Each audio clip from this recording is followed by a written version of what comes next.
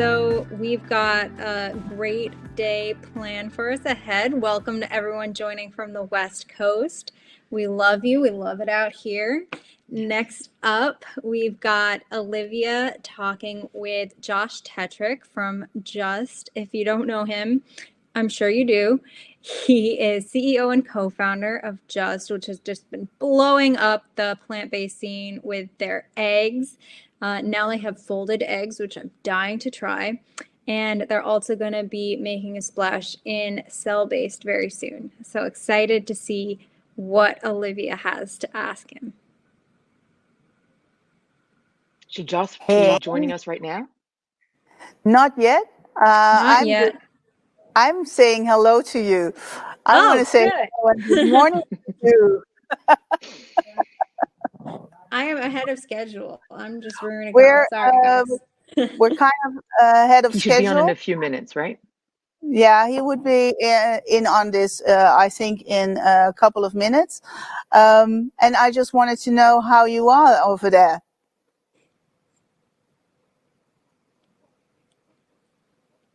You, Olivia, how are you? I'm well, thank you. The West Coast is glorious. It's fall colors. The chickens are happy. The bees are starting to hibernate. And I'm looking out the window to gorgeous mountains and snow-capped peaks. Wow. So all good. So it's just fine, you know. Life on the West Coast. We're backstage. Josh should be joining us soon. Do I have that right? No, he's not yet backstage. No. How many minutes are we early? 8 minutes early. We're just hanging out. We are live, I believe. Oh, good heavens. We are live right now. No, right. I did the same thing when I got on. Let me see if there's anything that we can fill the time with. We've got a very exciting day today. The only part which I know for sure is that the online maps team is going to share with you some of their progress. We currently have the protein and dairy maps live. So if you go to newproteinmap.com or newdairy.org, you'll be able to see the full maps, click on the companies, that'll open up a little window. It's fabulous. And the next maps to be up are going to be, I hope in the right order, algae, fungi, cheese. Plant-based cheese has blown up in the past few years. If when you think of cheese, you're still thinking, well, when you think of vegan cheese, you're still thinking a piece of plastic between more pieces of plastic. You need to wake up and smell the new cheese.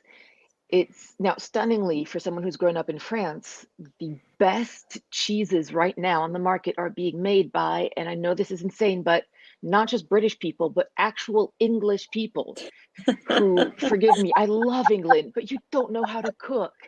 So how it is that they all of a sudden just, and these are gorgeous cheese. We're talking wheels, blocks. Wow. There's even, similarities to Roquefort and Bleu, stunning.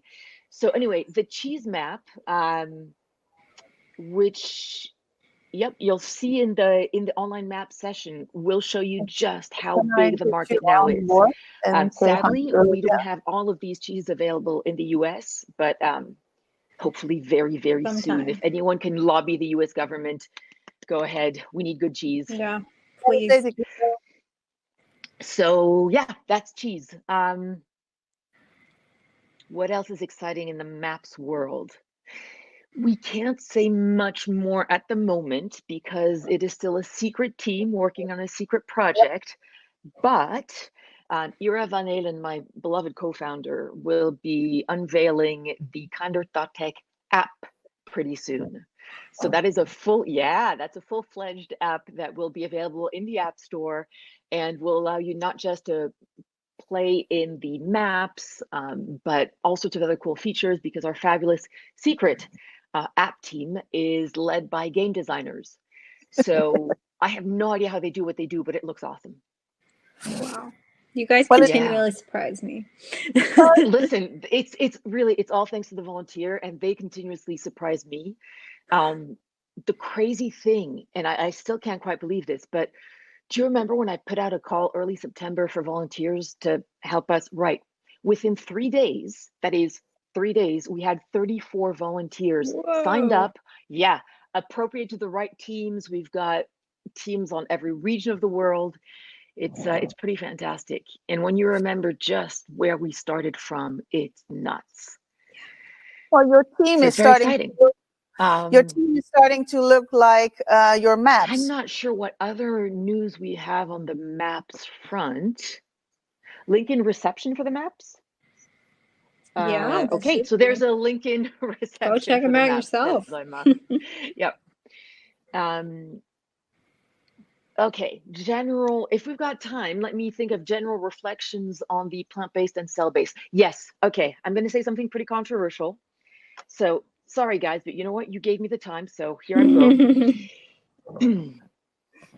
I love Americans. Really, I do. You're fantastic. You have many great ideas. Your innovation is off the charts. But you have to realize there's a whole bloody world out there. So here is one of the rare areas where Ira and I vehemently disagree in Oh terms of boy. what to call cultivated meat. So a wonderful organization in the US who is full of fabulous people, but unfortunately a good 80% of them are American, did a study and found that in the US, the best term for consumer acceptance was cultivated meat. Now that's fabulous, and that works great for the US. There's a problem. It doesn't translate.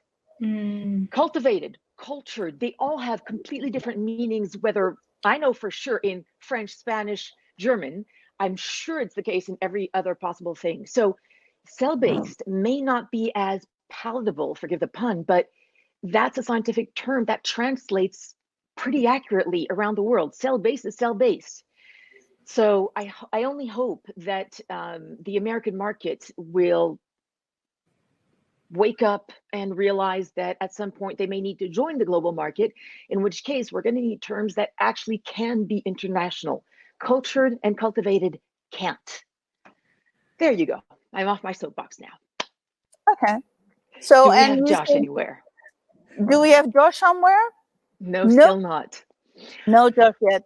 Shannon, is there I'm anything here. that you want to get on your soapbox about? Because otherwise, I got lots of topics. You're ready. You're good. No, I think that's really interesting what you Well, said, because this space is very international, right? So I Yeah. wonder who are like what background are people coming from where they're not Okay, this is considering. good. No, stop, stop, stop. This is very important.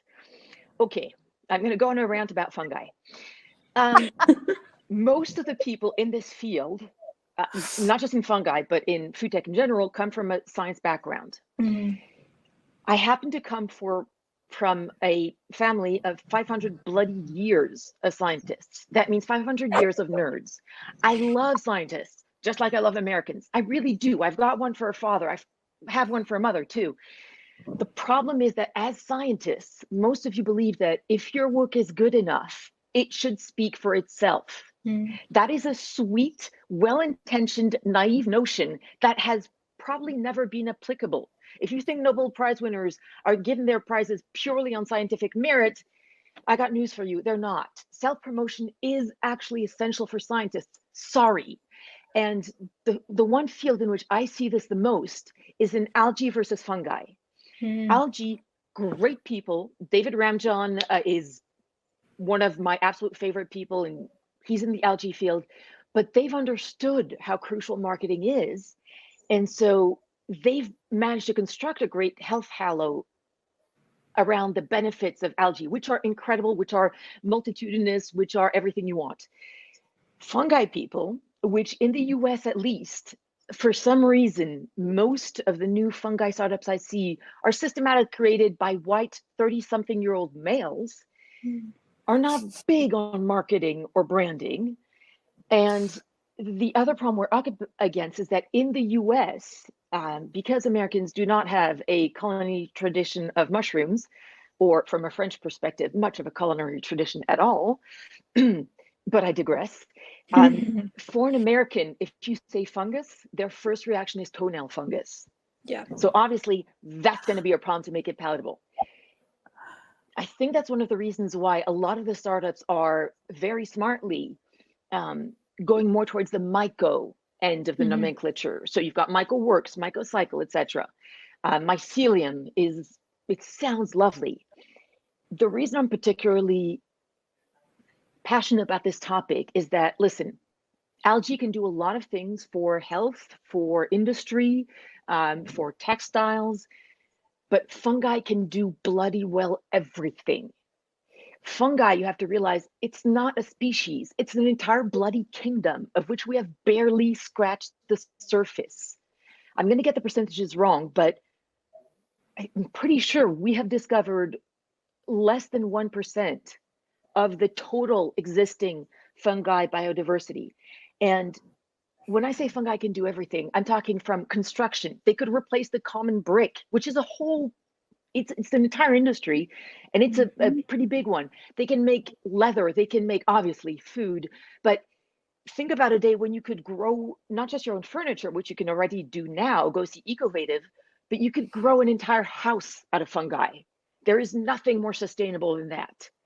And if you look at the bacteria world, well, you're actually standing on bacteria. Most of the continents are mostly made of bacterial mass. So I don't know what I need to say to the fungi community to get it to finally be willing to see themselves as marketers and salespeople, because at the very least, you have to market and sell the idea of what fungi can do.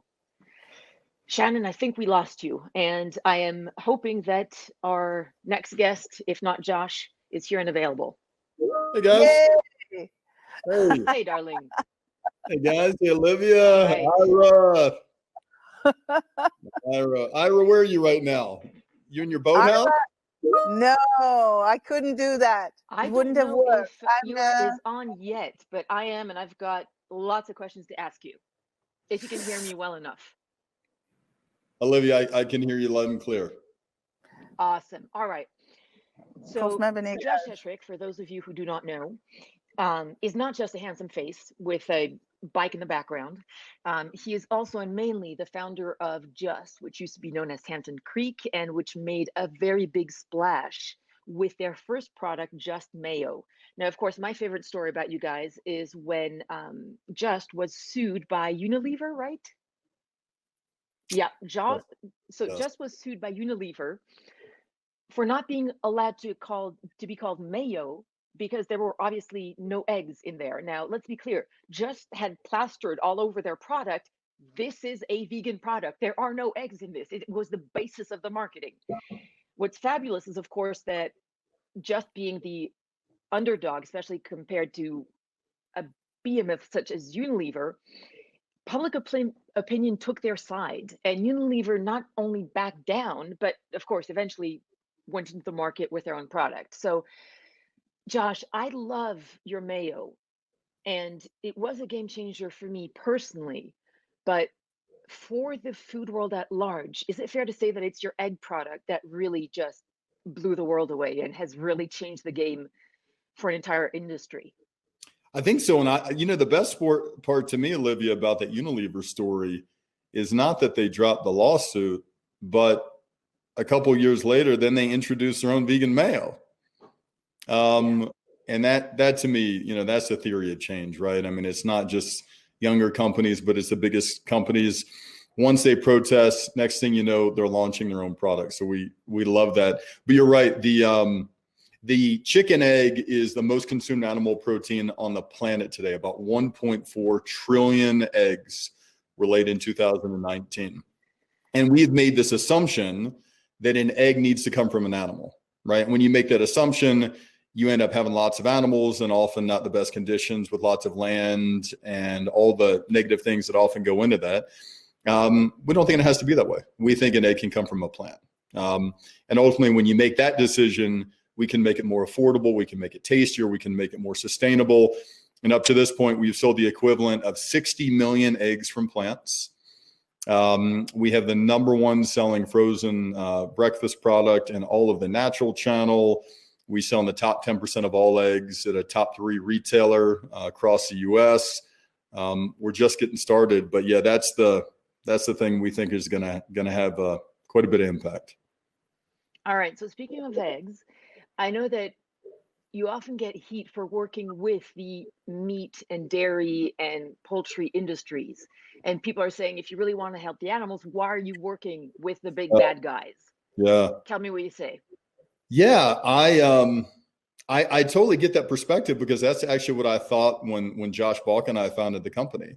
I thought the big poultry companies, the big egg companies were full of people who didn't get it, who didn't care, that, you know, were wrecking the world. So why would we want to partner with them? But then fast forward and learning a little bit about how to build a company, you realize that these companies have infrastructure that we could use to improve the state of the food system, to help not harm animals, like big distribution networks, like thousands of people that are selling every single day, like warehouses, like cold chain distribution. So they've turned out to be some of our best partners. We've signed deals with PHW, one of the biggest poultry companies in Western Europe, to manufacture and distribute Just Egg across Europe, with Michael Foods, who's far and away the biggest processor and distributor of eggs in the restaurants, hospitals, big fast food chains on the planet. Now they are devoting part of their resources to making and selling an egg from a plant. And at the end of the day, the environment and animals probably doesn't really care who's helping them. They just want to be helped. That's a good one. You know, and that's what we want to do. And whatever increases the probability we're going to help them as fast as we can in our lifetime, that's what we're going to do. So speaking of the egg producers and the meat industry in general, one of the biggest stories of the recent and continuing, unfortunately, COVID epidemic is the way that it spread through meat packing plants at an incredible rate. How does that affect Just going forward, and how does COVID play into your future strategy? You know, we always forget that COVID-19 is part of this broader thing called a zoonotic disease. And before I was born in 1980, since 1980, about 33 million people have died of a zoonotic disease. And even that term zoonotic disease is a bit of an abstraction. All that means is a disease that jumps from a non-human animal, like a bat or a chicken or a pig, to a human animal. And that jump doesn't happen by accident. It doesn't happen because someone, you know, tripped in a lab and dropped a vial. It happens because of shit that we do. And that stuff includes getting in bulldozers and tearing down trees. It includes sprawl in a natural habitats. It includes eating way too much animal protein. So these things that we do, the human animal, makes it more likely that there's going to be a spillover. And I think what has been, there's a lot of things that have been challenging about COVID. We know all that. I think one of the things that's been eye-opening, though, in a positive sense, is more human beings out there starting to get that. And we asked 2,000 people in early July, has COVID-19 changed how you think about food? And north of 50% of people said they're inclined to eat fewer animal products because of COVID, because they're able to remove the abstraction. It's not COVID-19, it's a zoonotic disease. It's not just a zoonotic disease, it's because of stuff that we're doing. And I think that holds a lot of hope to where the food system is going to go. More tactically, it means that, you know, we need to create more robust supply chains and more people are eating at retail instead of food service. And to be honest with you, I think all that stuff is near-term stuff. The longer-term stuff, the stuff that really matters, is a structural shift away from doing all that stuff to doing things that create a more durable, restorative planet. And that means moving away from all this animal consumption. It means moving to more sustainable food systems. And it's good to see people are getting a little bit more aware of why that matters. Okay, so moving away from all that animal consumption, you're mostly known by the public at large right now for your plant-based food. However, insiders know that you're also working very much on cell-based food. Tell me about what you're working on. How soon can we get it? Because I've got a carnivore Nebraskan of a husband who is dying to try your cultivated bacon. So tell me how soon we can get our hands on that. Well, so the interesting thing, I saw my friend Ira a minute ago that, the interesting thing about cultured meat is people think cultured meat is this brand new idea, right? It was just come up with from, some smart people in Silicon Valley a few years ago. Ira knows this, but, her father many decades ago really thought of and nurtured this idea that you can eat animals, a whole bunch of animals, without killing them, and all the negative consequences that come from it. And it's only been in the last few years that people have started to bring that idea to life with capital and technology and infrastructure. We have cell lines from chickens, from cows. The biggest limiting step to launching it in a restaurant or a small retailer is regulatory approval.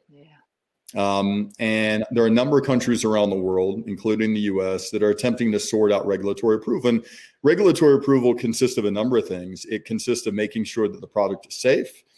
It consists of making sure that you can label it in the appropriate way. As an example, can we call it meat? Do we need to call it cultured meat? Do we need to call it cultivated meat? What the hell do you call this thing, right? From our perspective, it should be called meat because that's what it is. Because let's say you had a chicken allergy, Olivia, and you tried our chicken breast, you'd break out. It's not plant-based. It's made from chicken. So that's one of the big reasons we think it should be called chicken, because of those allergy reasons. The second limiting step outside regulatory is the scale question. So currently we're scaled up in 1,000 liters. But ultimately, to supply thousands of restaurants, not just a single restaurant, you need to be at 50,000, 100,000 liters. You need to have much more scale. And that's a question of technology and also capital investment. But if we got regulatory approval, we would launch it in a small, constrained way. But that's just phase one. Ultimately, we need to get to phase 3, phase 4, phase 5, which eventually is a world where the majority of chicken, pork, milk, and eggs produced in that given day didn't require killing a single animal. And that's the place that we're headed towards. That's the place that we're headed towards in our lifetime. And cultured meat's going to be a big part of that. Awesome. Any closing thoughts before we end this quick introduction? Hopefully we're going to drag you into a breakout session pretty soon, so the audience will be able to ask a lot more questions. I guess the only closing thought I would have is that there's a lot of stuff happening on the technology side, right? We're trying to make eggs from plants and meat without killing animals. But in a lot of ways, all that is unnecessary for our personal lives. We can just go out and eat lots of apples, pears, kale, squash, broccoli, lots of whole plants right now. And it tends to be really good for our body and also really good for the planet. So I spend my whole life investing in technology and building an infrastructure around this. But I don't think we should forget that there's some pretty straightforward answers right in front of us. In some ways, you don't need me or need anyone else that's doing the stuff. We can just choose to be kind in our own lives without all this technology too. But I'm really proud to be talking to you, Olivia. Ira, always good to see you. Thanks for inspiring us and for your dad setting the groundwork for all the good work that people are doing right now.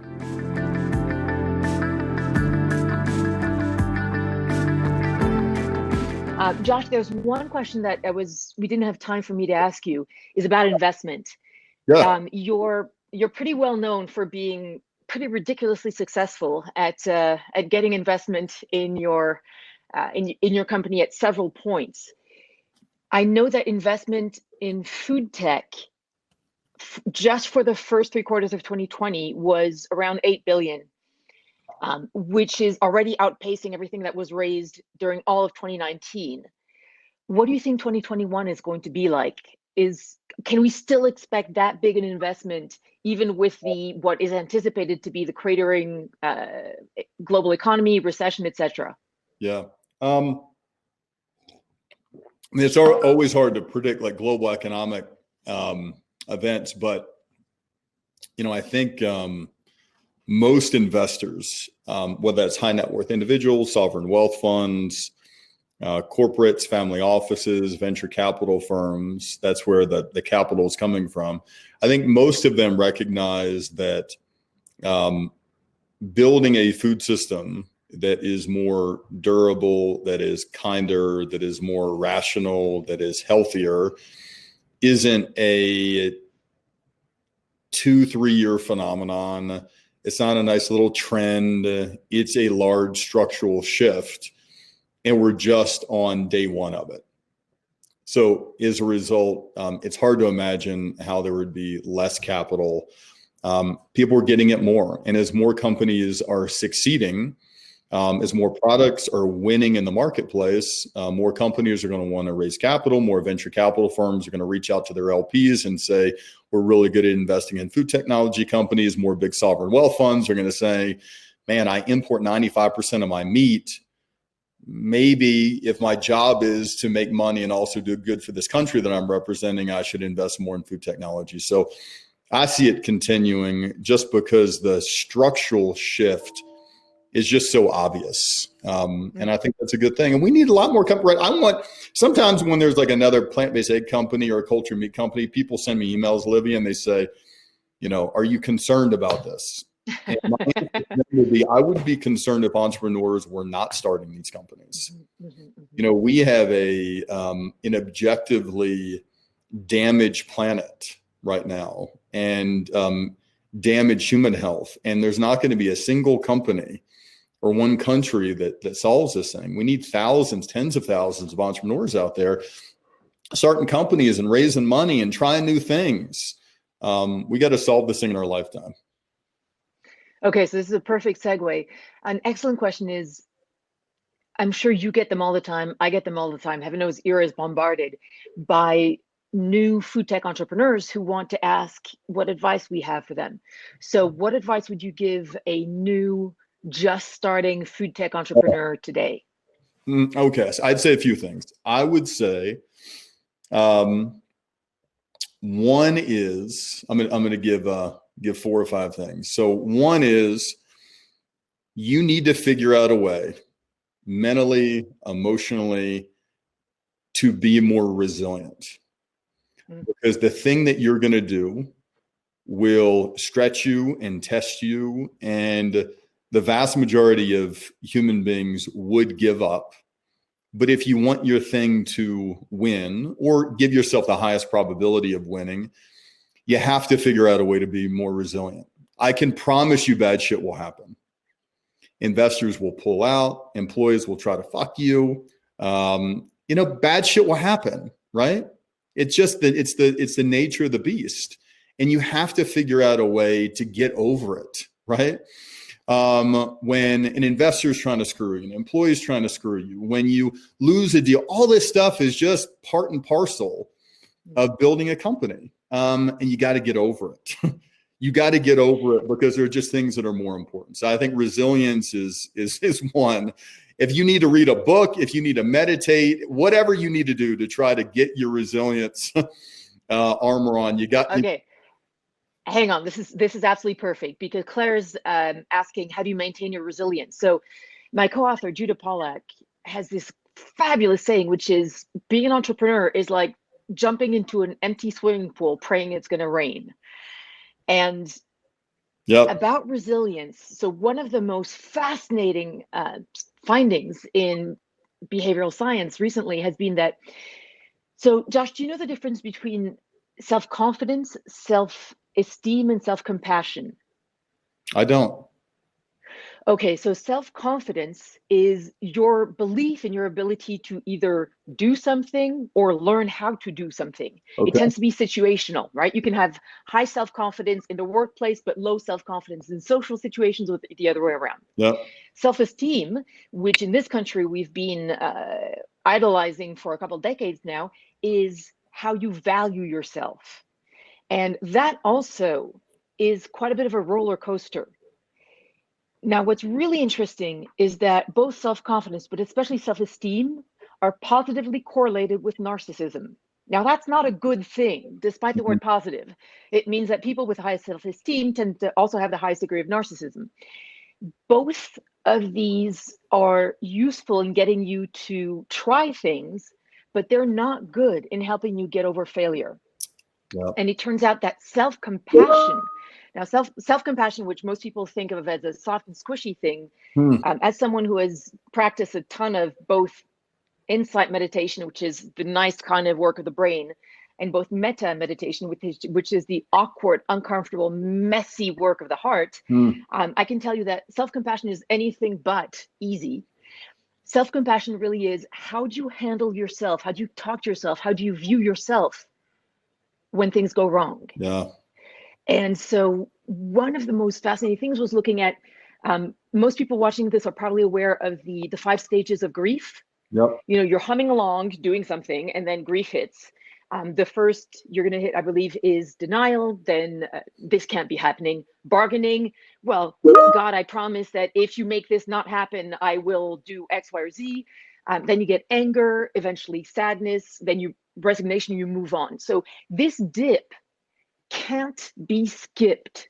It turns out that the only thing you can do is speed your way through the dip and reduce the depth by not fighting against these emotions. Yep. Okay. Yep. It turns out that humans react to failure in the exact same way that they react to grief. So if you've got a project that goes wrong, often the first reaction is, this can't possibly be happening. Then you get to maybe if we tweak this or that part of the project, it will not happen. Yeah. Then you get to anger. Whose fault is it that this is happening, Yeah. etc. Yeah. The best way to speed through the failure dip in productivity, etc., is self-compassion.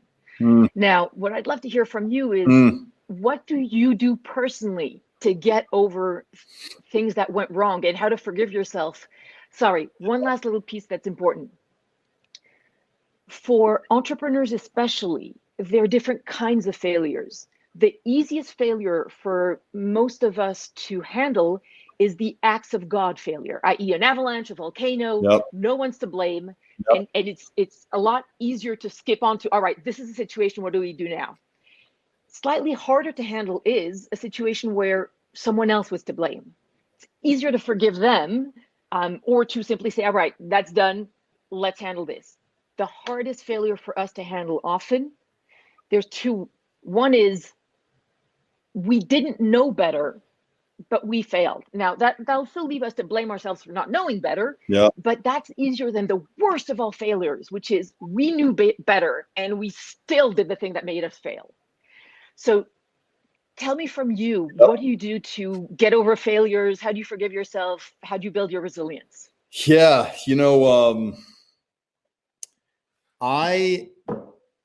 it's definitely that resilience muscle for me over time is definitely built up through a lot of this, Olivia. In the early days of the company, I was a lot more impacted when negative things happened. And the negative impact looked like taking my focus away from getting shit done, which at the end of the day matters, to feeling sorry for myself, to just walking around frustrated, putting energy in places that are not about actually doing something, worthwhile. Sometimes it would take me weeks, sometimes it would take me months to get over a thing. And we've had a lot of rough things happen to us, some self-inflicted, some out there over the course of building this. I think one thing that's helped, and I don't know if this is great advice for people, is I have seen that often the antidote to bad things happening is putting your head down and getting shit done. That often that is just the best way to deal with it. And no matter what we've seen happen in the past, if we can just figure out a way to put our heads down and get good people together and do things, it tends to go away. And that's happened so many times to me and to the team when bad things happen. I just have a lot of experiential memory now. And often I find myself, and I wonder if my team sometimes thinks I'm numb to it. And it's not that I don't want to make a bad thing happening, but it's part of being a company. Bad news happens all the time. And I often feel non-reactive to it in a way I don't, just because the antidote is often, well, let's just get shit done. Let's put our heads down and do things. So I think having that experience of bad things happening, getting over it by just putting your head down, doing good things is one. In the last couple of years, I've tried to, and I still have a lot of work to do, practice the act of mindfulness, meditation more. I often do a walking. And there's my favorite meditation. I'll give you the exact name. There's a place called Plum Village in France, and it is called it's called the mindfulness of feelings. It's the first one up there, and there's a passage in the mindfulness of feelings where he talks about embracing anger, and instead of pushing away of anger, which we're all apt to do. Instead of pushing it away, looking at it, being thoughtful, understanding that it is, and if you look at it and you understand it, often it kind of just moves away like the clouds. And I found that meditation to be pretty helpful for me when I'm dealing with stuff.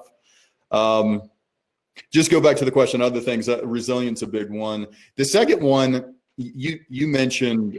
Sorry, hang on. Let me interrupt you for a second. One of the so Emma had a great phrasing of what you said. She called it action to combat discomfort, which is great. My meditation teacher phrases anger as it's actually a reaction to sadness, because you can't bear how sad you're feeling that this is how things is. And so your mind generates anger as energy to change what it is that you can't accept. Okay, so the way that, for those of you who don't know anything about meditation, the first myth to bust is that meditation isn't some ethereal spiritual thing. Meditation is actually not spiritual. It's a toolkit. And there are as many different kinds of meditation as there are different kinds of yoga, or for that matter, different kinds of cheese. And the same way that in a toolbox, you wouldn't use a hammer or a drill for the same purpose. In the same way, you wouldn't use Vipassana insight meditation, that's all the head stuff, or metta, the hard stuff, or for heaven's sake, Zen, which is, jump into the void and try to avoid schizophrenia stuff. You don't use them all for the same purpose. I don't often say of things that they're life-changing, but I promise you that one guaranteed life-changing event is to go on a week-long meditation retreat. It is something that changes you as a person. And one advice I do have for beginning meditators is start where you're comfortable. So for those of us who are more comfortable in our head, the type A people, Vipassana is a good, easy way to drop in. It sounds like what you have, Josh, is a insight meditation on feelings, meaning awareness of feelings. If you want to challenge yourself, jump into metta, and then you'll see just how bloody uncomfortable it is to send loving kindness to yourself. It is a new experience for a lot of us, and it is not easy. So aside from the resilience, we're getting really, really good questions on tough stuff to face. What do you say when your products are being blocked in some countries for regulatory reasons? So what do? Do you work through the regulatory issues, or do you create analogs that avoid using the ingredients that aren't allowed in that particular market? So let me I want to come back. I just want to finish the four things that I want to make sure. Go, please. The resilience is definitely one. The second one, and this one has been hard for me, is and you mentioned it often, the self-confidence can be correlated with that feeling of narcissism, right? And growing up, my whole focus was, can I be a professional football player? And I throw myself into athletics. And boy, when you get on a college football field and you're not the biggest or the fastest, you really have got to think you belong and think you deserve. And being self-critical in that moment is often not the right spot. You've got to think in some way you're better than you really are. And I think, what has been really important to me over time, and a lot of this hard stuff has forced me to be this, is to try to find this balance is often hard of self-confidence, of really believing yourself while also embracing a self-critical, humility-based approach. And I find those two things to be hard to live in the same house. And I've had to do a lot of work to understand when I, put on my self-confidence hat and we have this indomitable spirit, and when to understand that I am and my team is wrong about a whole lot of stuff. And we need to search out all the areas that we're blind, all the areas that we're going to be wrong about, because at the end of the day, it's all about trying to get better. So that's been an important thing. The third thing that's been really important to me is this feeling of, when growing up playing football, I found that being angry at whoever I was facing was actually helpful to me. Of course. I find in this world it to be distracting to me. And we all have reasons to be angry at people or angry at the system. You know what I mean? We can spend days talking about it. I've really tried to have a balance of, again, being aggressive and wanting to do this, and also having maybe a touch of grace around the industry and people who work in the industry, and people who I feel like didn't treat us the best in the past, because I don't want to place my energy into things that are not effective. And that leads to the next thing that I did. I've had a big blind spot on the early days of, I wanted to do too many things. I thought the more products we had, the more that we launched, the more that we were going to help, and the more that we were going to achieve our mission. And smart people used to tell me in the early days, Josh, you're doing too many things. You need to focus. And I used to think those people didn't get me and didn't understand how important it was, because they were trying to hold me back. So to give them credit, they were right, but to criticize them a bit, they should have put it in a different way. And this is what I would say. This is what I tell entrepreneurs today. Don't think doing fewer things makes you more likely to achieve your mission.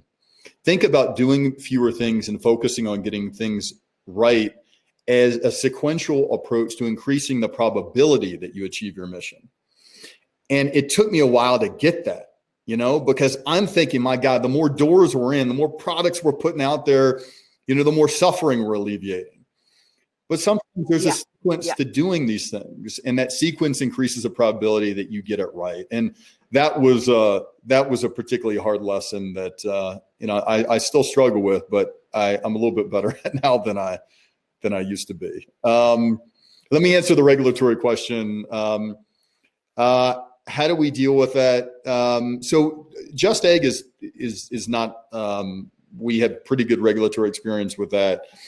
Meat is the big regulatory barrier, and all one can do is place your energy on the things that matter. So we work with authorities in the U.S. and outside the U.S., give them all the information they require, and at some point in time, there's going to be a regulatory environment that allows for the sale of it.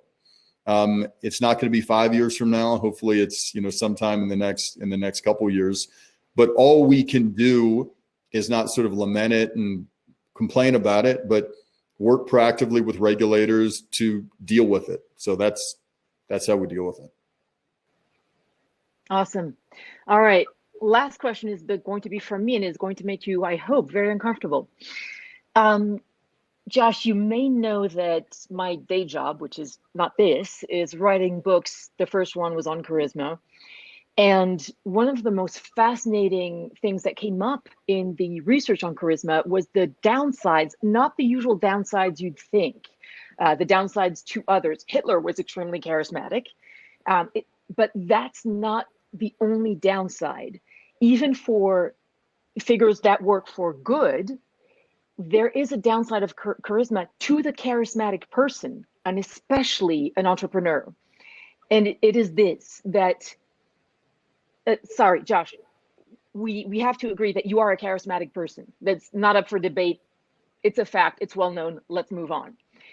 one of the downsides to the charismatic person is that your ability to convince people and get them inspired and enthused about things is so great that it can hinder people from seeing the flaws and the issues in the idea you're presenting.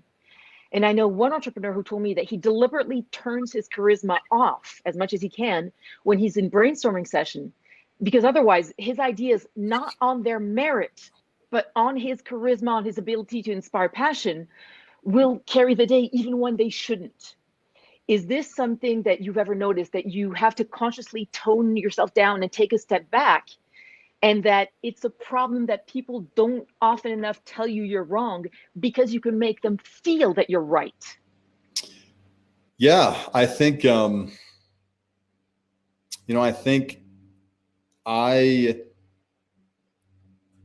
the worst thing that I can do for the mission for animals, which is the primary reason I do this, is to live in my own head and think that everything that I'm doing and saying and everything my company is doing is right, because that's just factually not true. And I think in the early days when I would ask for opinions, either my team members or investors or anyone else, I feel like I maybe would set up the context with a bit of inspiration, all the great stuff we're doing. Now, what do you think about this?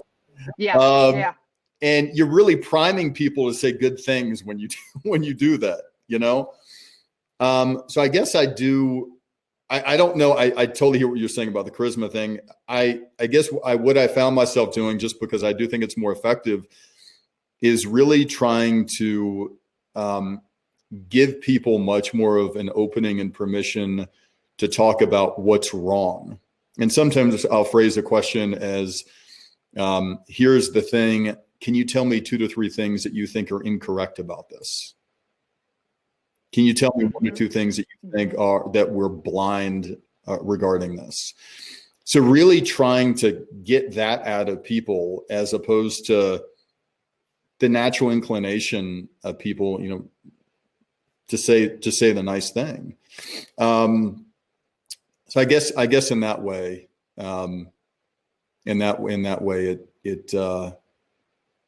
it's been an adjustment that I've made. I'm sure it's such a challenge to get the brutal truth out of someone.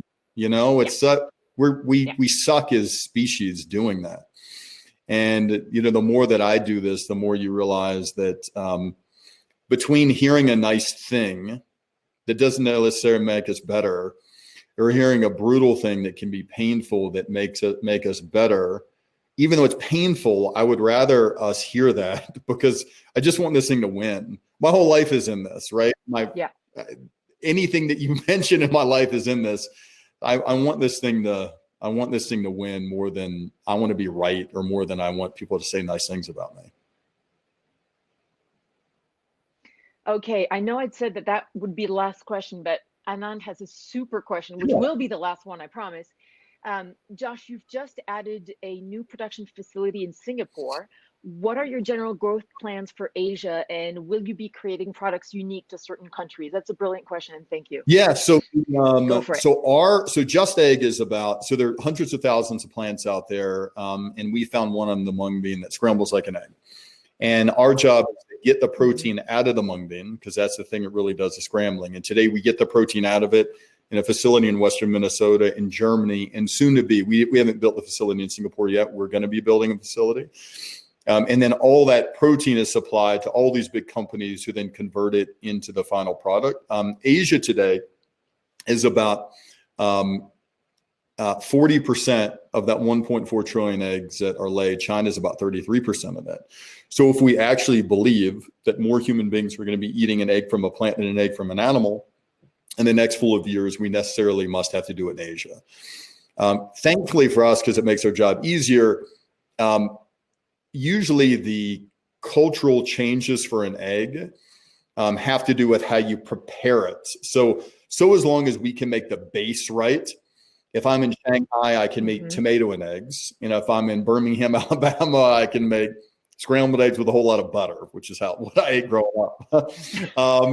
So we really do focus on the base, and we're launching version 3 before the end of the year, which is creamier, lighter, better than version 2. And eventually we want to get to a place, is before the end of 23, where we have an egg that is cheaper than the cheapest egg, that tastes better than the best pasture-raised egg, and that is available globally. And we think once that happens, you're going to begin to see this deeper change happening, in which the majority of people are just choosing the egg from a plant instead of choosing egg from an animal. And that's what we want to rush to. All right, hang on. So you said it's going to be, the goal is for it to be cheaper than any egg, and taste better than the best pasture raised egg. Okay, hang on. Third, can you make it healthier than a normal egg? So we think, so health for us is a couple of dimensions. The first dimension is, we think if it comes from a plant in and of itself that's healthier than animal protein, that's not enough though. So our product today, you mentioned our folded egg, Olivia, it has too much sodium. We got to fix it. Some of the ingredients are hard to pronounce. We got to get them out. We have, even though we have 67% less saturated fat today than an egg, we still have too much saturated fat. So there are a number of things that we need to do in order to improve both the macronutrition, the micronutrition of it, to make it better. So health is, I should have mentioned, that's the third really important component of it. And that makes a little sense. Like, if it's cheaper, tastes better, and is healthier, then it's a no-brainer. Then it's the obvious choice. Then you've got price, taste, convenience. That's right. I have I have a 1.5-year-old niece. Her name is June, and she, my brother took her to see chickens a few months ago, and because she's been raised to think a mung bean is an egg in her mind. That's been her frame of reference. She saw these chickens and she saw an egg, and she was confused about like what the purpose of the egg is. And mom and dad had to tell her, mom and dad had to explain that people eat this thing. And I'm excited. I think that's the world that we're going to live in the future, right? People don't look at that thing that comes from an animal as food anymore. They look at it as that's the animal thing. Instead, they look at the mung bean and plants as the egg. And that's that mental shift that I think is going to be so fundamental to making this happen. That's awesome. Thank you so much, Josh. And please go out and do more great things for the world. I'm very, very excited. Thanks, Josh, again. Thanks all. Bye, guys.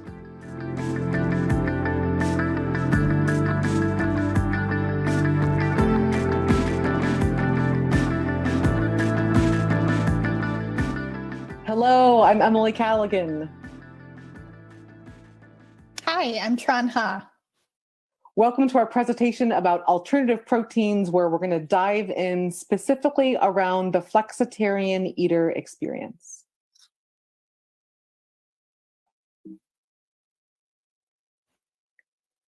At KitchenTown, we support innovators in designing new foods that result in better outcomes for people and the planet. As we do this, we identify forces that help us work toward enabling or inhibiting those outcomes. And oftentimes those forces reveal as tensions, but within those are opportunities, a space to resolve the tension. Today, we'll introduce you to the tensions across the flexitarian eater experience and what we discovered about their journey. We work with a very talented team here, and Tran and I are proud to represent them as we introduce you to the work. First, a minute here about flexitarians. They are a unique type of eater. So both in the term and also this notion of having more of a nuanced approach and to thinking about the ratio between plant-based or animal-based in one's diet. This is a big shift away from traditional diet culture in America, where there was regiments of do's and don'ts and no gray space in between. As we learn more about flexitarians, we learn more about how they're challenging a lot of norms and revealing themselves as quite unique. Our research leveraged a combination of in-home and mobile ethnographies designed to deeply learn about the behavior, mindsets, attitudes, beliefs, and the important routines, rituals, and recipes that drive eaters. We focused on learning in 3 key areas: the role of protein, discovery, education, and adoption of new foods and habits, and values and motivators related to different types of foods.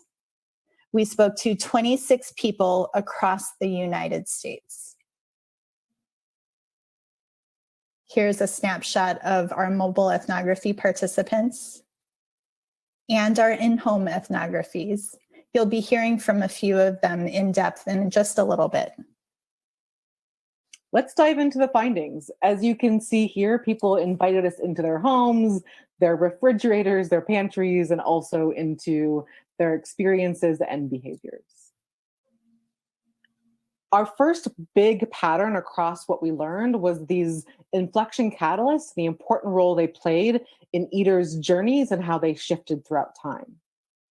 Our food culture expert, Sophie Egan, talks about these as big moments in time across someone's life, as you see here, from going to college to having a child of your own. These are big moments of change where we find ourselves having to create new routines, make new decisions, and new heuristics form. And she reminds us these are all about vulnerability. That vulnerability is where we had a chance to dive in and learn more deeply with flexitarians. This larger body of work revealed these inflection catalysts. Also, the context of food choice here between reality and ideal. This is the gap where flexitarians live, much more on that. And modes and needs and adoption journey. We don't have time for it today, but there's a lot of great stuff there too. Today we'll focus on this gap between reality and ideal with the flexitarian eater experience. Let's dive into that. This is the space between the eater's food ideals and the realities of their day-to-day decisions. We're going to be talking a lot about this flexitarian gap over the next few minutes. Here's how we characterize it. 1 step forward, 2 steps back, 3 steps sideways. Flexitarians live in the gap. The path toward food ideals can be long and winding. And though it can feel frustrating at times, the journey also allows for exploration, growth, and learning. Here's a snapshot of 3 of the flexitarians we spoke to. Meet Millie. She's a 22-year-old recent college graduate who lives in Chicago. Millie has been experimenting with vegetarianism since freshman year. And here you see her talking about how she's caught between her own personal health and the health of the environment, which is what the reason why she calls herself a flexitarian. Weston is 33. He's a social entrepreneur who is based in Oakland, California. Weston grew up in Texas eating a lot of red meat. Here he talks about his motivation for his near vegan diet, which he has been focused on for the past 5 years. I want to eat things that feel good in the moment and after, Weston says. Finally, Rishi is a 38-year-old product manager who lives in LA. Rishi has a 2-year-old son. His wife is vegetarian, and Rishi eats meat on occasion. Here he tells us a story about how his son accidentally started eating chicken while at daycare. He and his wife had planned to raise his son vegetarian, but now they've decided to let him eat chicken as an exception for now. What you hear in all 3 of these examples are the exceptions and the trade-offs that are an everyday necessity for flexitarians when they are navigating this gap. Mental models serve as a map for traversing this unfamiliar terrain. Some themes that came out of this research include identity issues. Those we talked to prefer to describe themselves by what and how they eat versus being locked into one specific identity. So think plant-based versus vegan. This long game theme.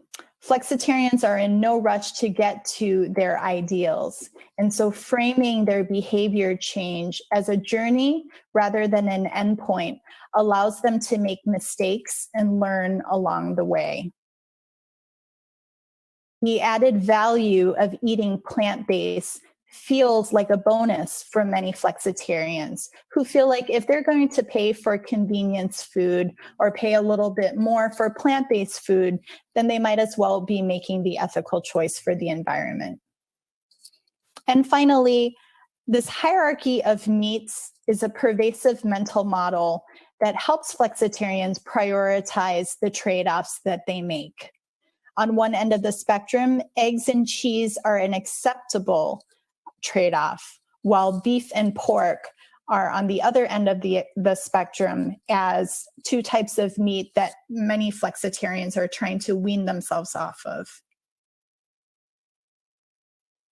The big insights here is that precision of language matters for those in the gap. These fixed identities, such as vegan, feel inaccurately rigid and political. Flexitarians move toward food ideals on their own terms and timeline, but exploration, growth, and learning are important no matter what.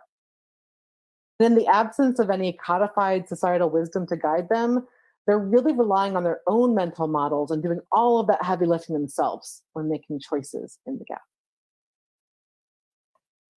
When it comes to food ideals, the tensions that exist between the different ideals are another force that keeps flexitarians in this gap and require them to make continual trade-offs. Three themes in the ideal category, the first one being veggie goals. A plant-based diet is the gold standard for flexitarians, even if they aren't eating plant-based 100% of the time. And the two tensions between personal versus planet, we heard from people like Millie who care deeply about the planet, but find themselves choosing their personal health over planet health. And whole versus process. We also heard about the trade-off between the benefit of eating plant-based for the level of processing that makes plant-based food taste good. So let's review these insights around the ideal. In that battle of ideals, personal health wins over planet health, but not without some guilt. And though most eaters prefer whole foods, many also seem to allow for some level of processing as a necessary trade-off to eating plant-based. And the vegan diet is held as an ideal even among those who eat meat. And vegetables are viewed as a proxy or a shortcut to get there. Sophie sees flexitarians' main challenge moving forward is not slipping off the deep end. So we need to provide assurance and positive reinforcement that they're on the right track as they're multi-solving in this gray space between reality and ideal. We hope you'll join us for our breakout sessions where we'll be providing new prompts to stoke your curiosity about flexitarians. Thank you. Hello friends, I'm Paul Shapiro. And I'm Toni Okamoto. Greetings from our home in Sacramento. We're sorry that we can't be with all of our friends at KET and all of our colleagues due to the global pandemic, but we are honored to be here with you even virtually. We even have our sweet doggie beside us. His name is Eddie. You can't see him all that well. You can see his super cute feet, but he also has a super cute face. You will now see his face. He's asleep. He's very uninterested in what we're doing here, obviously, but you can see him right there, and he'll be listening, to us as we talk here, and maybe he'll wake up. We'll see. This is also the headquarters of Paul's podcast. It is the headquarters of the Business for Good podcast, which is a podcast that I host, which puts a spotlight on companies that are making the world a better place, and it is the headquarters of Plant-Based on a Budget, which is the brand that Toni runs, which you'll hear more about soon. But in addition to that, while we are a married couple, we are also partnered in our effort to help make the world a better place by promoting animal-free eating. And so, for example, I serve as the CEO of an alternative protein startup called the Better Meat Co., and I'm the author of the book Clean Meat, How Growing Meat Without Animals Will Revolutionize Dinner and the World. It's a book that chronicles the race between the scientists and the investors and the entrepreneurs to commercialize the world's first slaughter-free meat. He also has a 5-star rating for this book, Clean Meat, on Amazon. So go check that out. You can even add to it if you want. Don't just check it out. You can actually leave your own review, which I encourage you to do. But Toni has a book of her own. In fact, she has 3 books, and we've got one of them here tonight. I run a website and an online platform called Plant-Based on a Budget. I also have this book right here. And in the book and in my work, I show people how to eat plant-based on a budget. I in this book, talk a little bit about myself, which is what Paul will be reading. And then I go into some practical tips, how to stock your pantry, how to stock your kitchen with kitchen equipment, and then offer a meal plan and recipes. So we're going to be doing something interesting today that was requested of us, which is that rather than doing a conventional author reading where the author reads from his or her own book, we will be reading from each other's books. So imagine my voice maybe a few octaves higher as I read to you a little bit from the introduction of a fantastic book that you should definitely go out and buy. And of course, also leave an Amazon rating for Plant-Based on a Budget by Toni Okamoto. Toni writes, for years, I'd look at my list of expenses and see the food grocery money fund being pushed to the bottom because I knew that eating instant ramen every day was better than being evicted. I learned that type of survivalist mindset from my parents. My dad was only 19 when I was born, and as far back as I can remember, he's made every financial decision to provide me with a comfortable life. He enlisted in the Navy to earn money that put food in my belly. I lived with my grandparents until I was 11 when my dad used his VA loan to purchase a home in a safe neighborhood with a good school district. That year, I remember sitting on lawn chairs in our living room watching football with my family on Thanksgiving. We couldn't afford the traditional holiday meal fixings, but my dad served us whatever food we had, knowing that his children had better opportunities in life because of his hard work.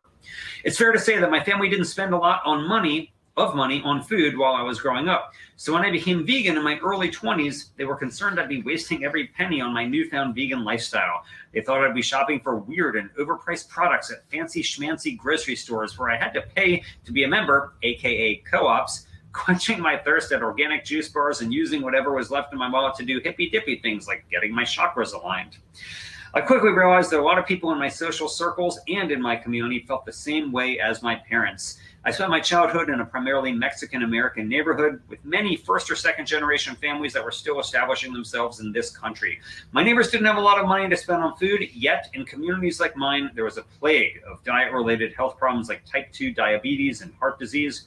Even my own family was suffering the side effects of unhealthy eating. My 40-year-old uncle had a heart attack. My aunt died after suffering through type 2 diabetes and multiple amputations.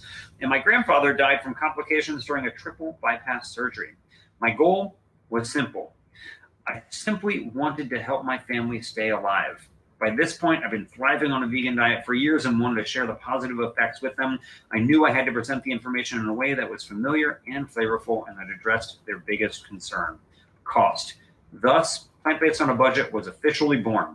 Through my website and this book, I want to show you that you don't have to shop at expensive grocery stores when you're vegan. You can shop at the most affordable grocery stores and still enjoy crazy delicious plant-based cuisine. Now, if that doesn't make you want to go out and get Plant-Based on a Budget, friends, I don't know what will. Okay, before I start my passage, do you want to give a little bit of a background so that people can know where we're jumping in? Yeah, sure. So in the book Clean Meat, this is a pop-sci book. It's not hard academic science. It's a pop-sci book that really tells the story about the people and the ideas behind the cellular agriculture movement. So it's telling their stories. And then it goes into the philosophical implications of what a world would look like if we were to actually divorce meat production from livestock rearing and how that might affect our own ethical calculations about what it is that we're doing. And so that is the passage that passage will be on that topic that Toni will be reading. Okay. If we're waiting on more enlightened mindsets about animals or the planet to start shifting our diets in a better direction, we might be waiting for some time. It actually may be the case that concerns about animal welfare tend to manifest once people no longer depend on those animals for their own needs. For example, once kerosene helped replace whale oil in the 19th century as our primary lighting fuel, it became a lot easier to start caring about the welfare of whales. Similarly, with the invention of the automobile, our view of horses became much more sentimental. This phenomenon brings to mind the words of muckraking journalist Upton Sinclair, author of the fictionalized expose of meatpacking facilities, The Jungle, when he observed, quote, "It is difficult to get a man to understand something when his salary depends on his not understanding it," end quote. In our case, it's not that our salaries depend on exploiting animals for food, though, of course, some people's salaries do, but rather it's an even deeper psychological disposition. Most Americans eat meat multiple times a day and have done so their whole lives. It's firmly rooted in our culture and traditions, as it is for most humans. The very thought of becoming vegetarian, even part-time, is daunting for a lot of consumers. Dutch philosophy professor Cor van der Wiel, who's written extensively about clean meat's implications, makes the point well. Quote, "It's important to realize that change does not necessarily need to start with clear moral attitudes," she notes, continuing, "In some cases, people adopt attitudes that accompany the behavior that they already are demonstrating. In this case, this might mean that when people get used to eating cultured meat, the idea of factory farming or killing animals may gradually become stranger and less acceptable," end quote. Not to imply moral equivalence, but the psychological phenomenon is often identified as one reason. For example, American states in the North became increasingly anti-slavery in the antebellum era, even to the point where nearly all of them succeeded in relatively peacefully outlawing slavery long before the Civil War. As their economies industrialized and their financial dependence on an agricultural system based on human bondage lessened, moral attitudes against slavery became more widespread in the North, at least compared to the South, which was still almost entirely agricultural economy. At the same time, technological innovations can make a society even more dependent on an ethically abhorrent practice too. Take the innovation of the cotton gin, for example, which made the South's slave system much more lucrative for those in power. Some historians even point to Eli Whitney's invention as an inadvertent factor leading to the Civil War, since it made the South so much more resistant to legislatively ending slavery, as the northern states had mostly already done. Thinking about such history, conservative Fox News pundit and Washington Post columnist Charles Krauthammer believes future generations will likely look back in horror at our treatment of animals. But he recognizes that what will lead to that may not be humane sentiment at first. Eating animals will fall by the wayside for many of us, and he says it will be, quote, "largely market-driven as well.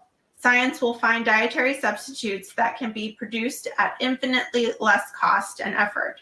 Well, friends, we hope that you enjoyed those two readings. You know, with regard to that passage from Clean Meat, it reminds me of the adage that it is easier to act our way into a new way of thinking than to think our way into a new way of acting. In other words, we oftentimes think that we are rational and that we create an idea and then our actions flow from it. But normally what actually happens is that we rationalize our current behavior. And so once we free ourselves from raising and slaughtering billions and billions of animals for food, it will be much easier for us to actually see those animals in a different way than it did when we were still reliant on their exploitation. And I hope you enjoyed Paul's reading of my book. I feel so strongly that plant-based eating can be done affordably and it can taste really good. It can be accessible. And if you are having any concerns, do get my book. And Eddie wants to say goodbye. He is now curled up with his face away from the camera because he's shy, but he admirably slept through this entire reading. So I hope that you did not sleep through any of this, though. And I hope you have a good rest of your time at KET. Bye.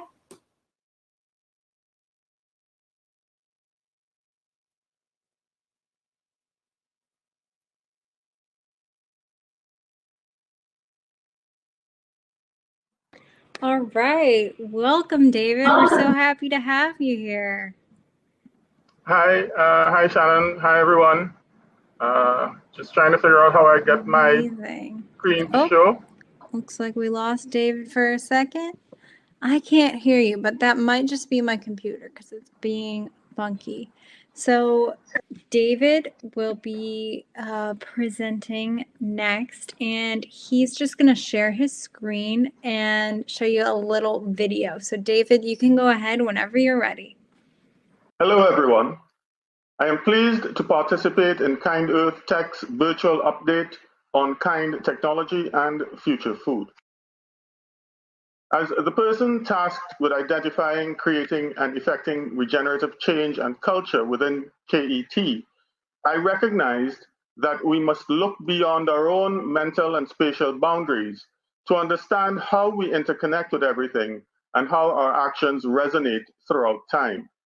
I chose to look at several instances in the past when we made decisions and chose behaviors that seemed like good ideas at the time, but which in retrospect caused more problems than we anticipated.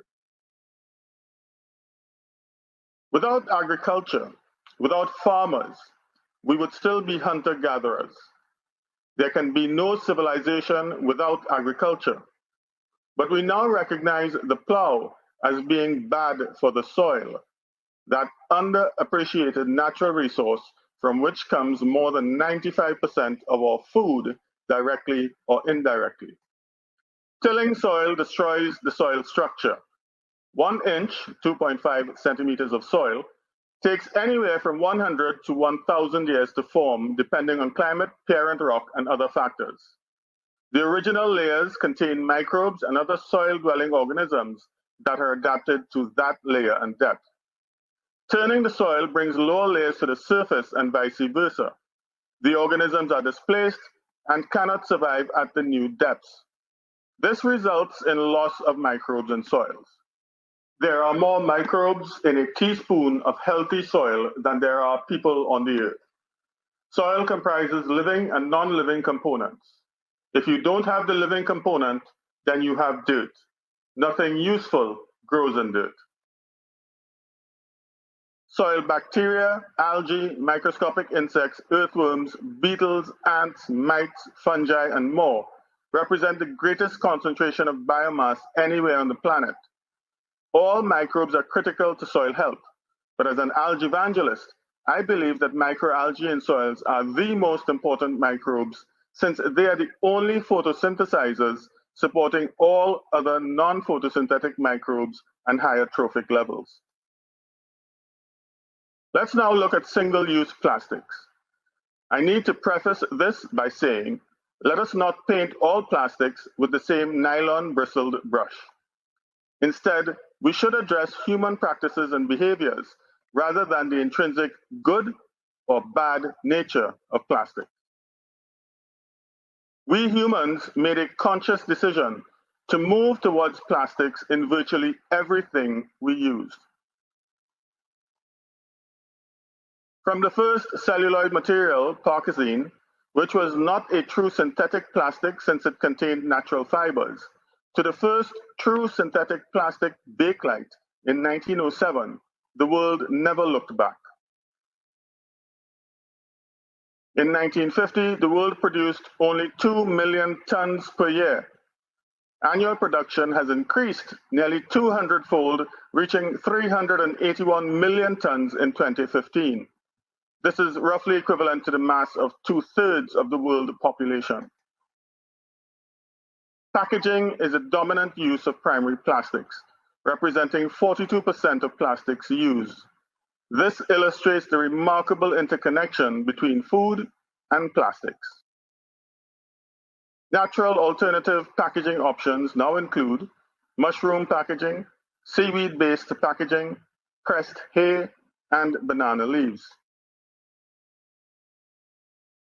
Our overdependence on antibiotics, antivirals, and other antimicrobials has resulted in yet another existential threat. We use far too many antimicrobials, resulting in antimicrobial resistance being induced in microbes such as bacteria, fungi, and viruses that can cause infections. We are effectively facilitating the emergence of superbugs for which we have no natural resistance and fewer medicinal alternatives. Our use of antimicrobials and our application of antimicrobials to animals are inextricably linked to the rise and spread of antimicrobial resistance. For virtually every major antibiotic, we have seen the emergence of resistant strains of microbes. Soil once again suffers from our misguided actions, this time from fertilizers and other chemicals. According to Sarah Simpson in Scientific American, March 2009, once implemented on an industrial scale, ammonia synthesis enabled the widespread fertilization of croplands for decades to come. As a direct result, the world's population skyrocketed from 1.6 billion to 6 billion during the 20th century. Pursuit of meat-intensive diets requiring massive production of fertilized crops to feed animals is yet another problem. Synthetic nitrogen not only increased crop yields, but also enabled an expansion in livestock numbers.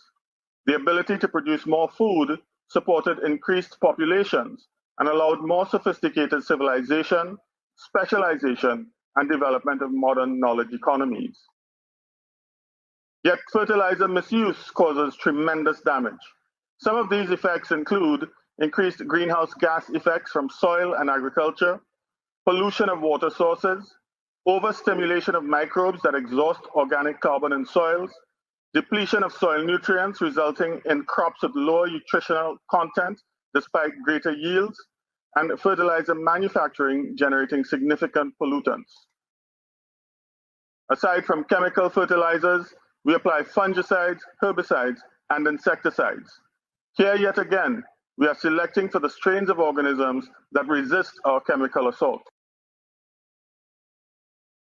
Living on a finite planet that recycles everything infinitely, we must find ways of living within the means of the planet. Yet, all major economic models are predicated on growth. From a 2017 report commissioned by the Australian Conservation Foundation, 10 economic and social drivers damaging our living world were identified.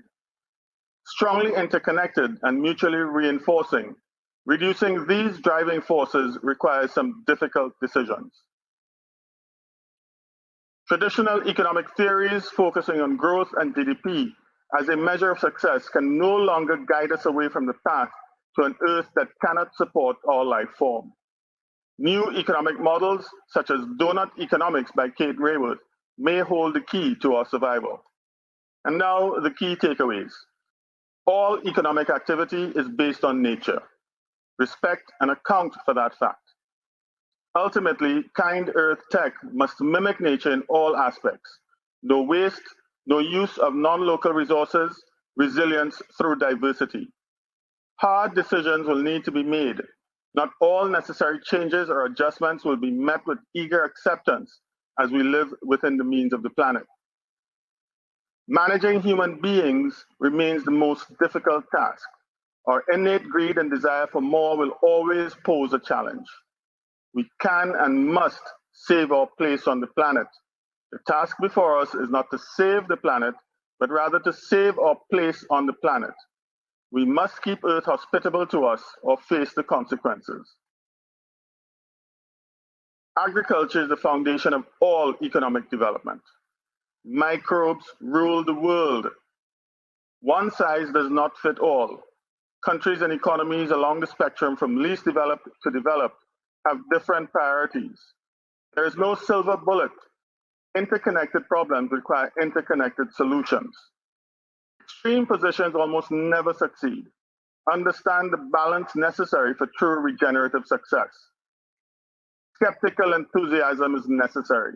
We must apply all available knowledge, data, and information to decision-making so we do not find ourselves 20 years from now saying, it seemed like a good idea at the time. It is no longer enough to do no harm. We must move towards regenerative cultures. That is, humans doing things as and with nature. This has been just a snippet of the whole picture. There's so much more that can be said. I hope that we can learn from our mistakes and together make wise choices for the benefit of humankind. Here are some selected readings for those wishing to dive deeper. Thank you for listening. I hope you enjoy the rest of the KET virtual event. Ninja Chicken, courtesy Olivia Fox Cabane. Goodbye.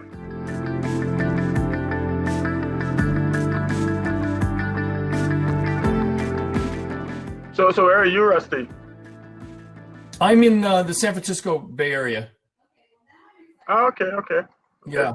And we have a program where we work with a lot of startups, a broad range of startups, food startups only, that are, innovating and creating new things. And I'm very interested in algae as a big space, and many others too. But we help these companies, put launch teams together and help them to understand the food industry, connect them to a wide variety of resources. And so we have our own sort of service offerings that are associated with that. We have a lab, so we have some food science going on there, and we have a big scale-up facility for certain types of foods. So that's kind of what we do. No, that's really nice. The algae field is pivoting now towards food and feed after spending a long time in the wilderness chasing biofuels. We really needed to get that focus changed, and fortunately, the Algae Biomass Organization is and has made that that decision at a policy level to move away from the focus on biofuels and start looking at the more important and much more lucrative area of food, feed, and all the economic and environmental and social benefits that can be reaped from using algae for those purposes. So we are an algae biotech company, early stage. We're still startup really because we're not really running a profit, but we do have revenue from two non-food items. But we're making a line of soil amendment and a skincare line. The soil amendment is a living polyculture of green microalgae, and the skincare line has an extract from a red marine microalgae in it. So those are our two main things. But our core competence is being able to grow microalgae at scale. And our patented technology allows us to break through that barrier, which for the algae industry as a whole, that has been the rate determining step to really achieving an industry breakthrough. Because if you are going to look at algae as a feedstock for supporting anything, whether it's food, whether it's biomaterials, for any purpose, then you have to be able to grow it at commodity scale. We have to be able to grow microalgae the same way we grow rice and corn and cotton and wheat and all those other things. And we just haven't gotten there yet, with the exception perhaps of a few, a couple of strains like spirulina and chlorella, which have massive growth capability now. But the more specialist type strains, and nobody even knows how many different types of algae there are. Of the 30 to 50,000 that we anticipate are known now, estimates go as high as 100,000, even more, that remain to be found. And it is in those specialist strains that you're going to find the more exotic things that might prove to be even capable of curing cancer, being antivirals in nature. We've got algae that are being used now in prophylactic treatments for COVID-19, as well as delivery agents for medicinal or pharmaceuticals against COVID-19. But it's been shown to battle the cytokine storm, which is one of the critical things that happens in early onset. And those are the things that we need to look at. But before you get there, you have to have the amount of biomass that is necessary to feed into those kinds of products and processes. We haven't, we haven't gotten there yet as an industry, as I said, with the exception of spirulina and chlorella and so on. On the other scale, you have macroalgae. Okay, we deal with microalgae exclusively. We don't grow any macroalgae. But as I said, we cannot rely on harvesting from nature because that becomes unsustainable. Even harmful algal blooms that are harvested are fraught with all sorts of issues because, of course, they're harmful algal blooms. Now, some of them may not actually produce any toxins. They may just be blooming at a quantity that when they die, their decomposition uses up all of the dissolved oxygen in the water, and that causes fish kills and those sorts of things. But then you have other strains that occur in blooms like red tides, and those actually produce, highly toxic substances. Substances that have been linked to mental diseases. Those are very dangerous. And if you have that in the mix, then you really don't want to be using that biomass for anything, for human use. So harvesting from the wild is not, in my opinion, is not the way that we need to go. Of course, it is going to be part of the biomass that you use, especially when you have, for example, these sargassum, blooms that have been occurring over the last few years with amazing frequency, and the quantity is ridiculous. But we need to start looking at why those blooms happen in the first place, because they are symptoms of a much deeper problem. And if we don't address those problems, then the whole ecosystem could go out of whack. And this is why we focus now on growing microalgae under controlled conditions, and our technology will allow us to scale up to virtually any quantity that you want. But that's where it's at. The problem is that the algae biofuel bubble of about 15 years ago has ruined investments in the algae space. you go to pitch at one of these events, and the minute you say algae, you see people's eyes roll up in their heads. So it's been very, very difficult for companies like ours to really access the capital that's needed. And that's really what we're faced with at this point in time, especially this year in the midst of COVID, which has really hampered our efforts at marketing and generating revenue from the products themselves. Because people no longer have disposable income. They're more concerned about other things, as far as their job security, their health, those sorts of things, and they're not buying skincare, which might be seen as a luxury item, because our skincare is in a very unique niche. It's a marine botanical, and it's priced for that range. And of course, the soil amendment product, again, we've sort of maintained on that, but still not seeing the kind of growth that we need to see, and will not see unless we are able to launch a massive marketing campaign. So Blue Ocean Barns, let me check that out. Blue Ocean Barns is owned by a couple of co-founders here, one of whom, Matt Roth, is on our team doing other work, design work, because his background is in design at the D School at Stanford, but he happens to have a startup too. This is the Bay Area, right? Everyone has a startup. Okay. But it's very interesting, and they are really trying to figure out supply chain for this type of algae that they're using to feed cows to make them burp less, right? That's whatever strain that is, and I'm not familiar enough with the strains to know.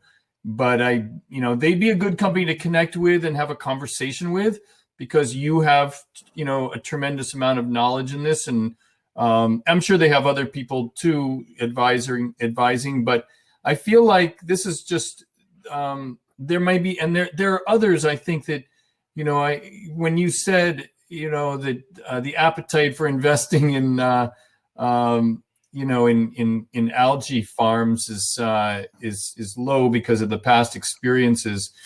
I think there's a whole new wave, if you will, of companies that are really focused in this area or in a tangent, like companies that are really focused on regenerative agriculture. Okay, like that is like you want to hitch yourself to that wagon because this can be grown regeneratively and sustainably, and that fits, you know, across the board. So yeah, there was another company I was going to alert you to, Planet Forward. So these people have money. So I think, you know, Blue Ocean Barns is going to, you know, because of that kind of climate change, you know, message and vision, it's easier for them to raise capital, right? So sometimes you have to, I think, you know, figure out a different way to speak to investors, and partner, of course, and collaborate, which I'm sure you do a lot of. This is another one. She just raised a lot of money and is making products out of regeneratively, you know, ingredients that are grown regeneratively, and I think would have a strong interest in, you know, establishing a supply chain of, you know, of algae for a line of products. So their whole thing is to, you know, create a line of products that are all regenerative. Regenerative is the, you know, is the new organic, right? That's really, and so investment dollars are going there. Anyway, that's my, that's, you know, that, so I'm happy to connect you to projects that are happening in our, you know, that kind of come through us and I see, and that's sort of what we do. Asparagopsis. Yeah. That's a main one that's being looked at for methane reduction in cows and sheep and goats and so on. And can you grow that? We haven't tried. So we've probably done successfully about 10 different strains. And that for a growth platform is probably 5 times more than other growth platforms can do. It's one of the major constraints of the algae industry, that a lot of what you see in the literature has only been done at lab scale. You know, so it's done in a laboratory at bench scale, but nobody has really managed to bring it out into the field. And you know, the emergent problems on scaling up are ones that need to be overcome, because nobody has tried to grow, you know, more than 5 or 10 different types of algae industry-wide, for that matter. Imagine you have more than 30,000 known strains or species of an organism, and only a handful of them are really used or looked at for commercial purposes. So that's one of the problems with the industry, and there are a lot of people now outside of the US looking at algae and producing, you know, algae food products. So Algae is one of them in England. Here in the US, there's back of the yard Algae Sciences. But the truth is that none of them, as far as I can tell, and everybody plays their cards very close to their chest in this industry. None of them, as far as I can tell, have reached really, you know, full commercial scale production today. So it's all, until it gets to the point where it can sustain itself as a business, then all it is a science experiment. But it's a very promising science experiment, but a lot more capital needs to go in to scaling up at this point in time. Yeah, I agree with you. I'm going to throw a couple more companies into the chat here. These two of these are actually working in our facility. The last two, well, I mean, actually all 3 of these, but Blue Evolution 12 Tides is a wonderful seaweed snack. I expect those guys to get quite big. I'm not sure what percentage of seaweed is actually in those chips, the 12 Tides product. Blue Evolution's very interesting. They've been around for a bit, and they have a nice kelp puree that is that they've just introduced to the market. But I agree that these are all startups, and they're not at scale. They are harvesting 12 Tides and Blue Evolution. Both are very tied to the supply chain in their vision. So they're good companies in that respect. They're not just jumping on a bandwagon and, you know, sourcing their kelp from anywhere. It's a big part of their story. They a huge part of their story. Both those companies, one on the West Coast, one on the East. But they are neither of those companies are growing it, you know, onshore, or, you know, those are all, yeah, they're harvesting from the ocean, right? Yep. Anyway, well, it was good to meet you, David. I'm gonna have to jump off, but it would be great to connect. I'll connect with you on. I see you showed me your LinkedIn, so I'll connect with you on LinkedIn, and then we can continue the conversation. Happy to meet you. Absolutely. Pleasure's mine, Rusty. Looking forward to continuing and exploring opportunities. But if there's any way I can be of assistance, just, you know, let me know. Absolutely. Cool. Okay. All right. Talk to you later. Take care. Bye. All right. Bye.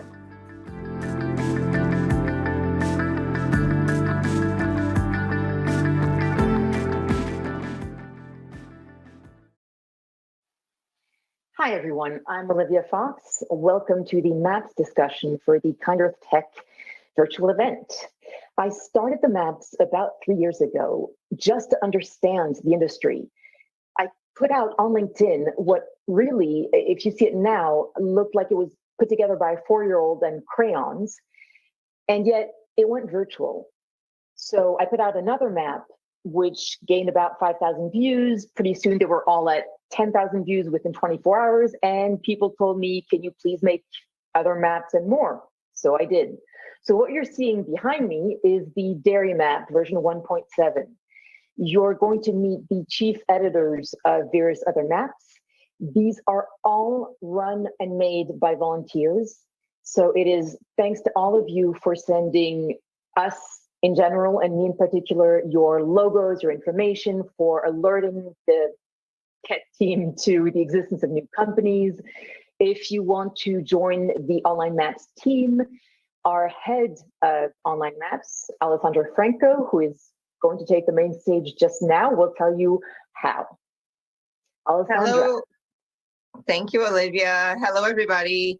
I started actually working with Olivia, volunteering to help make the protein and the dairy map, the milk map, live. And from there, my role kind of grew, and I became the head of Online Maps, which I'm very proud of. We have an amazing team of global volunteers, like literally from all over the world. And they're doing, as Olivia said, all of this on their free time, and they're helping us make the maps bigger and better, live, and cover the industry. They're researching different areas of the globe, Europe, APAC. We have teams basically covering and researching every town, every country on the planet. So I want to share with you guys actually a presentation that we put together that can show our teams. I want to show everyone our current 2 maps that are live, which is protein and milk. And Pilar and Esther are going to talk a little bit more about it in just a couple of minutes. But I also want to introduce everyone to our team of volunteers. So actually, here are our future maps that are going live. We're planning on bringing them all live: dairy, algae, cheese, and fungi. And so these are the future maps that you're going to see. And they're going to look exactly like the new proteinmap.com and the new dairy.org. You have the ability to click on each one of the logos, and it brings out a pop-up window that gives you more information about the company and actually links you to each one of the companies on the map. So our editorial team, first, we start with our core team, which is myself and Suzanne, our deputy head of maps, and Alex, who's our head of data. We have our protein map team, which is SJ, who's going to talk to you guys in a little bit, and Fateh, and they're doing an amazing job making sure that our map is correct and all the logos are in the right places and sized, and double checking and triple checking all the information. Then we have the dairy map headed by Pilar. And we have the algae map team, and these guys are working really hard on putting all that information from Olivia's static map into a database so that it can turn into a live map as well. Our fungi map team is doing the same, working really hard at putting together the research that goes into building these maps and making them go live. In addition to the actual map teams, we have region teams all over the globe, and these guys are researching their geographic area and making sure that we know about every startup and every new company that's in the plant-based and the all-protein landscape. This is our APAC team, and these guys are amazing volunteers. They're also doing incredible work, and without their collaboration, their help, we couldn't do what we do. The Europe team is headed by Celine, and we have, as you guys can see, volunteers in every country. We're covering Spain, Belgium, Turkey, Russia, France, and the Netherlands, and the UK as well. And our MENA team is covering Iran and that part of the globe. And the LATAM team is covering Brazil and South America, but specifically Brazil and Mexico right now. And we also have our amazing data policies and the policies necessary to make the lives come true. This is the team. These are the volunteers. And as Olivia said, without their help, we couldn't make Olivia's dream come and turn into reality. So now I want to kind of give a chance to each one of the chief editors of the milk map and the protein map to say a little bit about their work on the map and talk a little bit about their team. So Pilar Oyersum, I hope I said your last name correctly. Do you want to tell us a little bit about your amazing team and all the work that they're doing? Yes, sure. Hi, everyone. First of all, it's a pleasure to be here. And it's a pleasure as well volunteer for Kind Earth. And also working in this amazing project, which are the alternative maps. I think it's a huge trend in the food industry, and it will be in the future, probably. This will be what we will be eating. So interesting. So I'm the chief editor for the alternative dairy map. And at the moment, we as a team, together with Michael and Catherine, we are working on editing, let's say, work on the visibility of the map, of the alternative milk map, most of all. And then also adding information to the map that is missing, and then also creating a database with the companies and with the, if they are registered or not, and all of those kind of informations and details.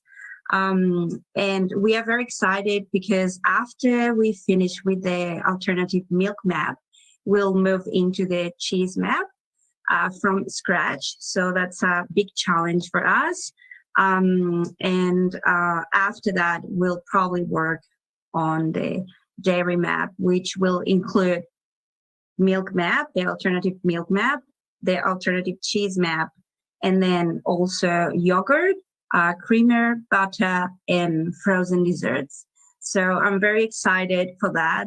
And I'm just looking forward to learn from the companies as well, all of the innovation that they are undergoing. And yeah, very excited to be here as well. And thank you for the opportunity as well. Yeah, and I invite everyone that want to volunteer.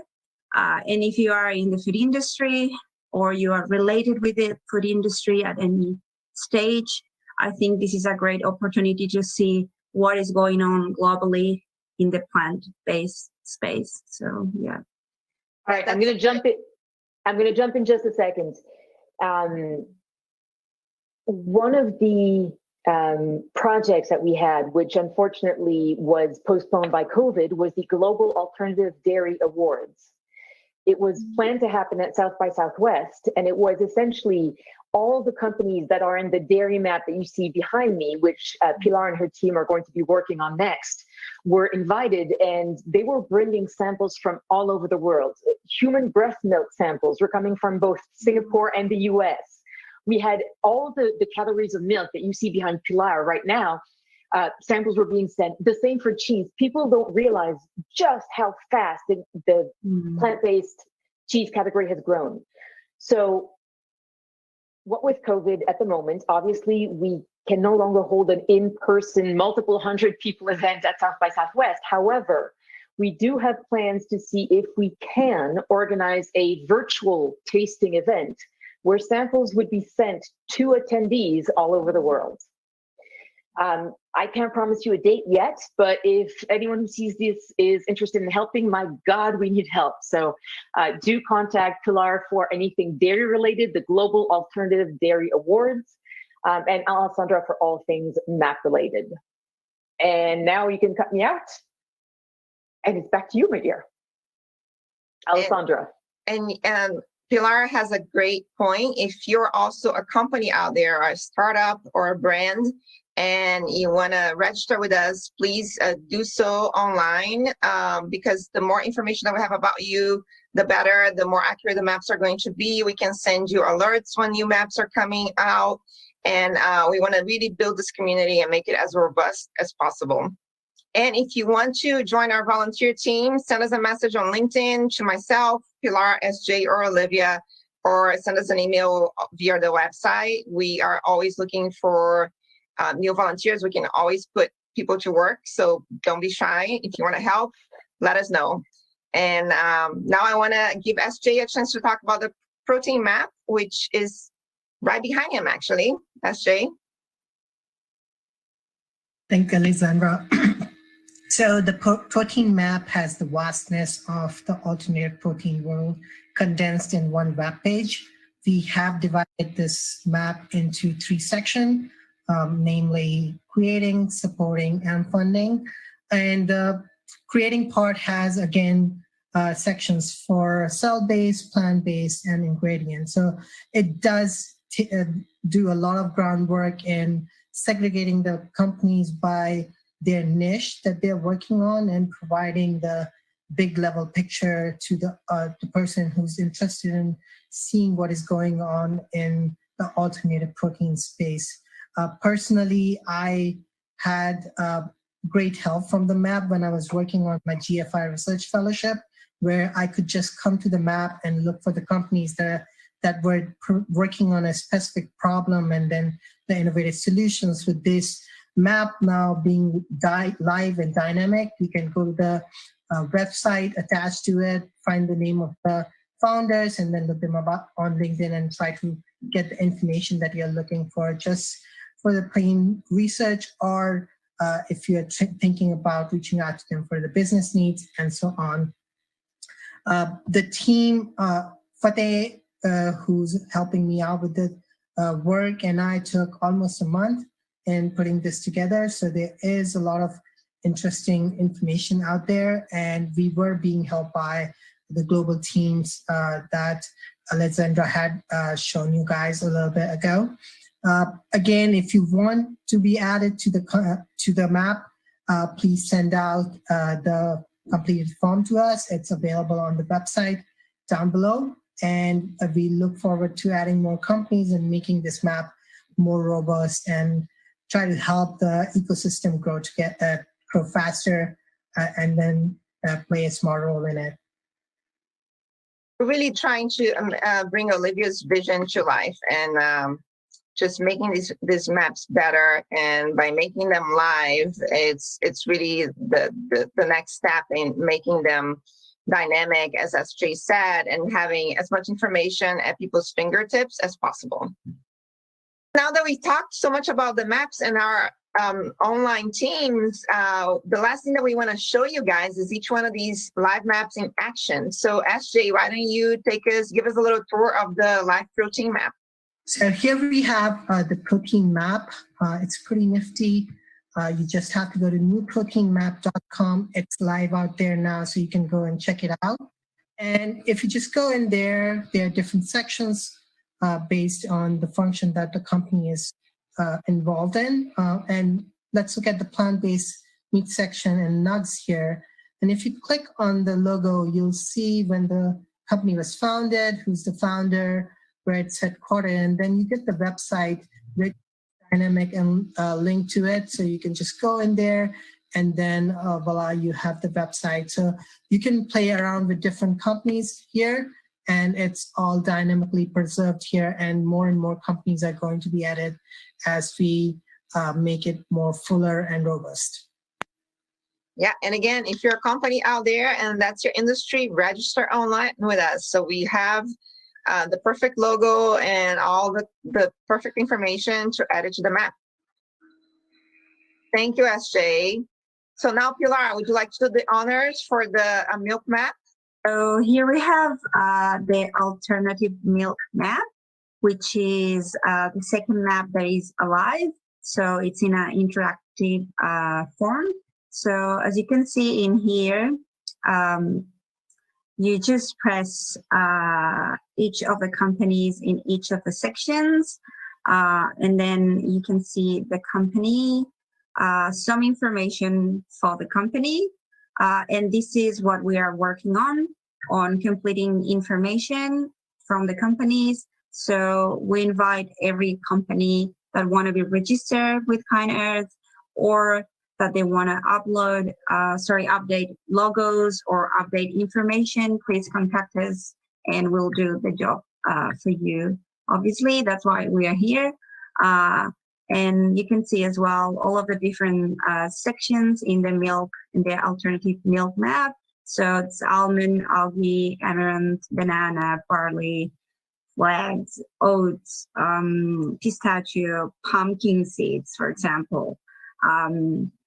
Sunflower and soy. So it's very interesting. I'll really encourage everyone to have a look, play around, and see what you can find. There is somewhere around a company even from Vietnam. So it's very interesting to see what is happening in the world right now in terms of alternative milk. I also want to share with you the maps that we will work on. So this is the plant-based cheese map that will become alive. Now it's in a static form, like Alessandra said. Oh, sorry. And then we'll move to the dairy, alternative dairy map. So we'll have milk, which is already alive by itself.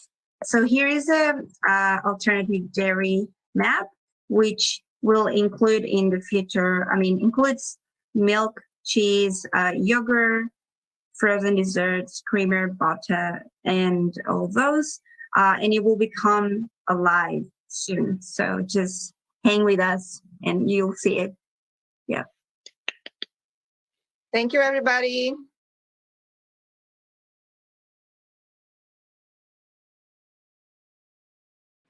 All right. Hello. We've got Jen from the Vegan Women Summit up next, and she and I are going to have a little conversation. All right. She's here. Yay.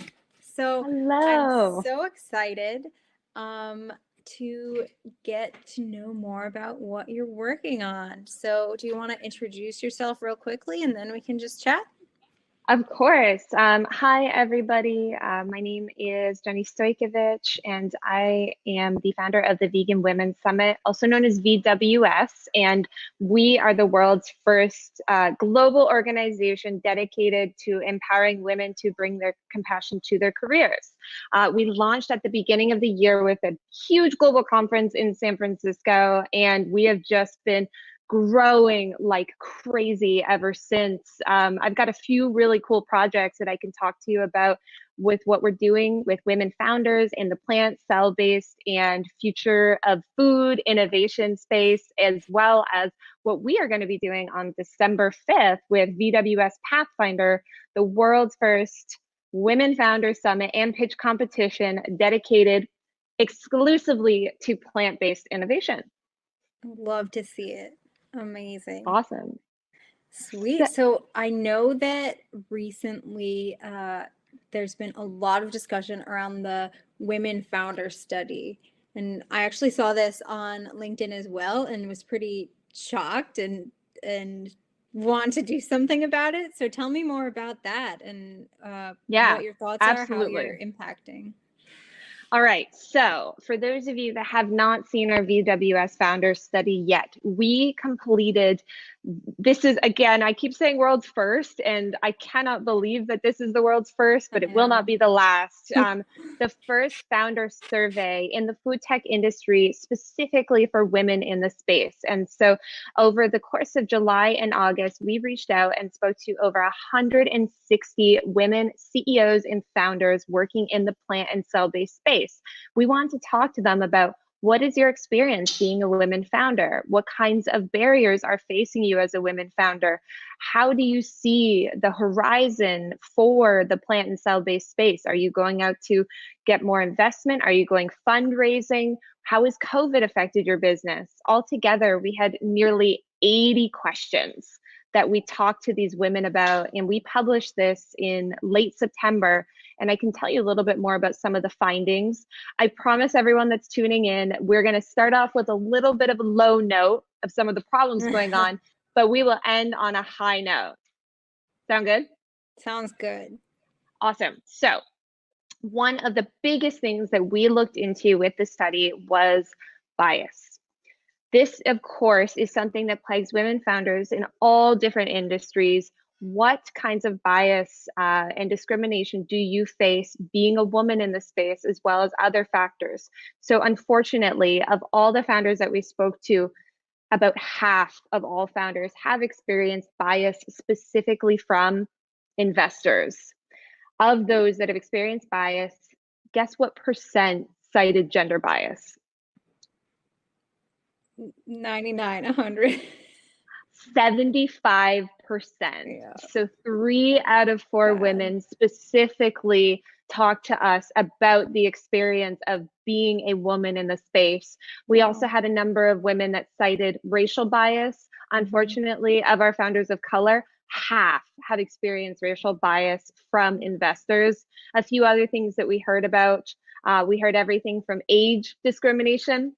This is an interesting one because women that were told they were too young faced age discrimination, as well as women that were told they're too old to found a company also faced, exactly, it's like the Goldilocks dilemma, right? A few other things that we talked to women about, we actually talked to them about their own personal journey, because this is one that's really fascinating to those that are in this industry, is ethically, how did you get involved in the space? And one of the most interesting findings of this report was that 35% of all founders that we spoke to moved to a more plant-based diet after founding their company. This was very illuminating for us, because that means that the amount of women that are jumping into the space from different areas for economic opportunity, for the opportunity to build this new industry and innovation, was much, much greater. And that's a big part of why we launched the big event that I'll tell you about in a moment. We also had some other really exciting things that we found. 63% of women founders are getting ready to raise in the next year. Yes. And of that, 59% are going to raise $1 million or more. Yes, 12% are going to raise $10 million or more. So women founders are out there. They might not be getting some of the press coverage and some of the amplification that some of the male founders are in the food tech space, but they are out there and they are ready and eager and hungry. And there's going to be a lot of opportunity for any of you investors that are listening today. I promise you, there are so many exciting decks going around right now.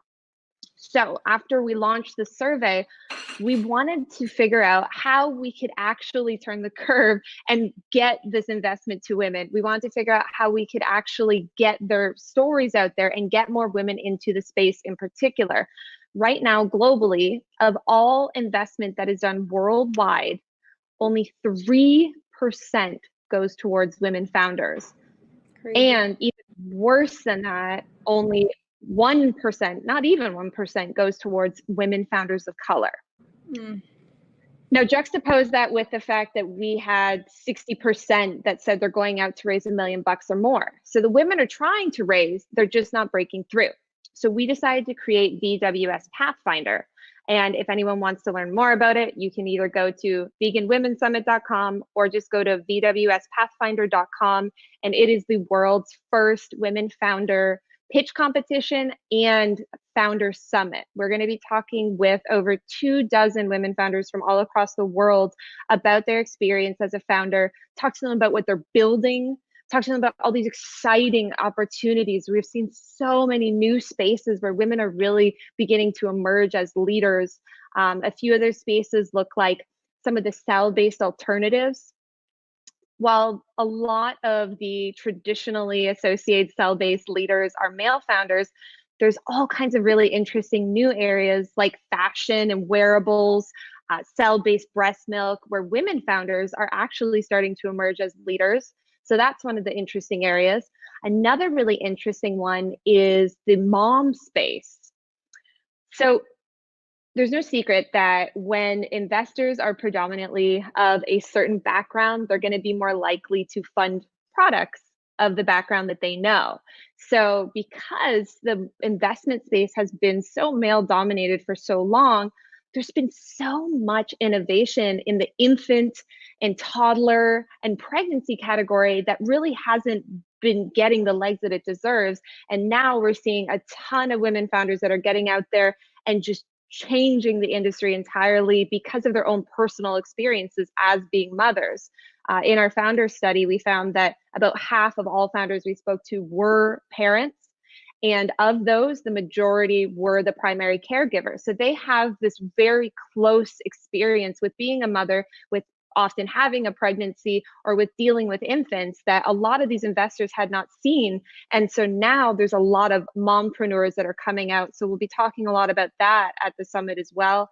And of course, lastly, we're going to be doing a live pitch competition. I was just saying backstage to some of my friends that are joining, which, by the way, it was exciting to see some people I haven't seen since like we could still move around in California.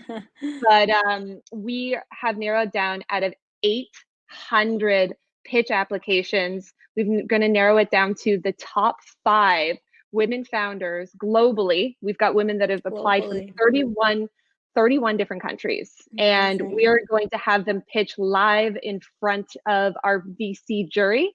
And they're going to be competing for our $50,000 prize package. And I'm going to tell you guys, you will not believe some of the products that we have seen. Just totally wild things where I didn't even realize we could do that. There's been some other really interesting themes in our applications as well. A big space that we're starting to see emerge is algae. Huge. Really, really interesting, both from an actual product standpoint, so building things out of algae, as well as these microalgae that people are beginning to fortify products with, because microalgae is one of the most sustainable plant proteins on the planet. We just haven't really delved into it. And so for some of the plant-based alternatives where perhaps they don't have the same protein content, cheese is a great example, as their dairy counterparts, microalgae could really be the solution to that. So that's another really interesting topic that I'm sure you're going to see at Pathfinder. It's a wild world out there, and we're really excited that we have so much innovation going into the space, and we just want to tell you about it. We want to create that soapbox and that platform so that women are receiving the kind of amplification that they need. Yes. You know, Jen, really, like, genuinely thank you for doing this work, because I felt this as a woman in food tech as well. Like, just seeing so many men in the space, it's very easy to think, do I belong here? So truly thank you for showing women that they do. Yes. Yeah. Not only do we belong, but the other thing I'll just say really quickly is women tend to not be mentored. That's unfortunately one of the findings in this industry. And if you are breaking into the industry, you should not be nervous about reaching out and trying to speak to people that are in the industry. We have such a very enthusiastic energy that just reach out and connect with some of the people already doing these types of things. Yep. What happens when you have a new industry is that there's so much talent and expertise that people that have perhaps only even been in it for a few years have. So you should never feel like you're too young or too junior to be a mentor to yourself. Oh, I love that. A mentor to yourself. Like, that's Awesome. really meaningful to me. Thank you. Awesome. All right. All right. Well, check out Jen and the Vegan Women Summit. Do you want to just really quickly put in a little plug for December 5th?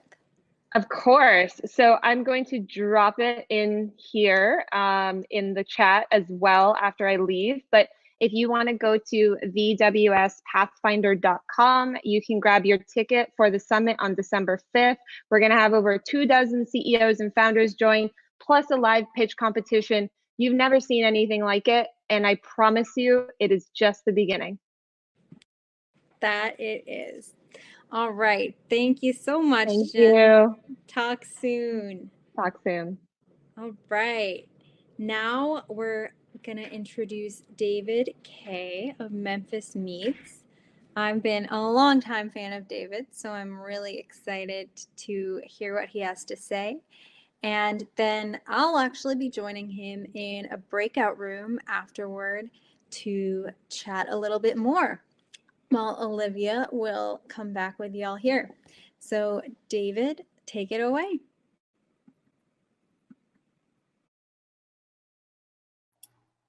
Great. I'm hoping everybody can see and hear me. My name is David K. As Shannon said, I'm with Memphis Meats, and really honored to be here today at the Kind Earth Tech event. So thank you, Ira and Olivia, for organizing. Shannon, thanks, Jen, for that really important talk. I'm going to go ahead and share my screen. As I said, my name is David K, and I'm with Memphis Meats. For those who don't know, Memphis Meats is a cell-based meat company, meaning we're growing meat from animal cells without the need to raise and slaughter animals. But today I'm actually here speaking about a different organization, and that is AMPS Innovation, the Alliance for Meat, Poultry, and Seafood Innovation. AMPS Innovation is, you can think of it as kind of a precursor to a trade association for the cell-based meat industry in the US. And I want to talk more about what it is that we're doing and what our philosophy and our goals are. But before I do that, I want to touch on the context that ultimately led to the founding of AMPS Innovation. And so I want to start with many of the folks who are at this conference, because so much of what ultimately led to AMPS Innovation was really the movement around the world of entrepreneurs and scientists who were founding companies, cell-based meat companies, and producing all these really delicious looking products. At the same time, consumers were starting to show a really strong interest in cell-based meat. Here we see global Google search trends for our industry over time. This red line indicates the media debut for the industry. This was the 2016 meatball that Memphis Meats released. And you'll notice that since that meatball, interest in Google searches for this industry have just increased. There's been a bit of a dip recently with the pandemic, which is understandable, but I fully expect that once the pandemic is resolved, we'll continue to see that upward trajectory. There was also some movement from existing stakeholders in the food and agriculture space, and in particular, in 2018, the U.S. Cattlemen's Association sent a petition to the USDA that was essentially advocating for their position with respect to labeling for cell-based meat products. And of course, following all of this increased interest were governments around the world. And some governments actually went as far as to allocate public funding for cell-based meat research and development. These 5 companies here, India, Israel, Singapore, the Netherlands, and Japan, are all among the countries in the world that have, as I said, allocated public funds for cell-based meat research and development.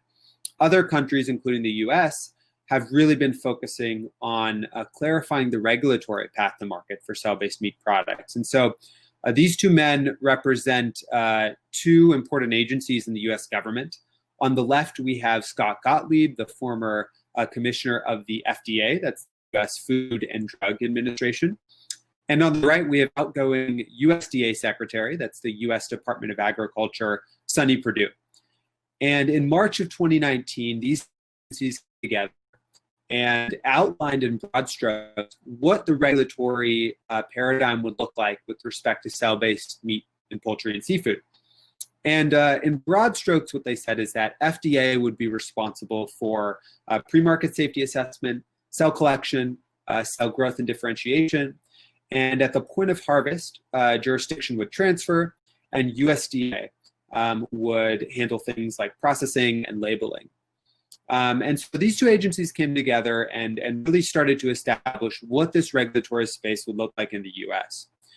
And so to sum up, we've had a variety of different stakeholders in the policy space, including entrepreneurs and scientists, consumers, food and ag stakeholders, and of course, governments around the world, who have all really begun mobilizing in recent years on this topic of cell-based meat. And what was missing from that public conversation was a point of view that could represent the industry as a collective. And so that was one of the founding motivations of AMPS Innovation. We really wanted to be able to provide a voice that could credibly speak on behalf of the industry as a collective. And again, I'm talking about the industry in the US. Because obviously there are many companies outside the US. AMPS Innovation chose to limit its focus to the US policy questions just because we had to start somewhere, and the companies were based in the US. And so, as I said, we were founded. We launched in August of 2019, initially with 5 founding members. We now have 7 members of AMPS Innovation. And there were a few kind of goals of the work that we were doing. So first, a lot of our time is spent on educating stakeholders about the industry.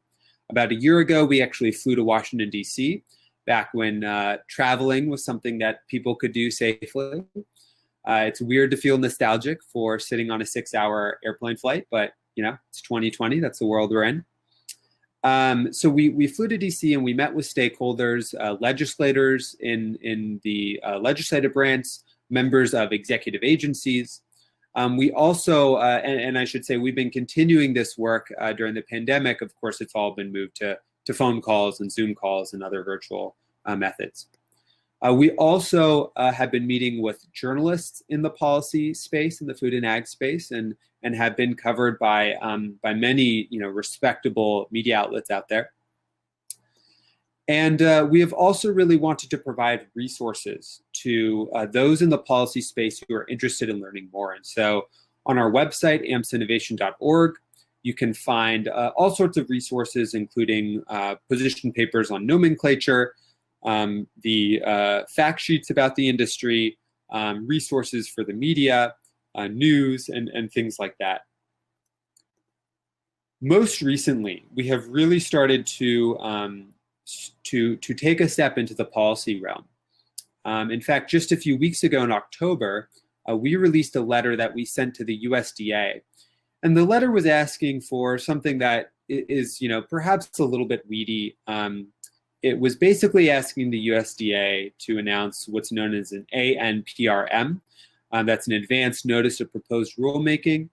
Basically, we're asking the USDA to ask the agency, to ask the industry to provide additional information on the characteristics of cell-based meat and poultry. prior to a proposed rule from the USDA. What I really want to focus on this slide, though, is not on exactly the ask of the letter. I want to focus more on the signatories, because it wasn't just AMPS Innovation, it was also the North American Meat Institute, which is the largest trade association representing the conventional meat industry in the US. And I think this really speaks to the founding motivation and philosophy of AMPS Innovation.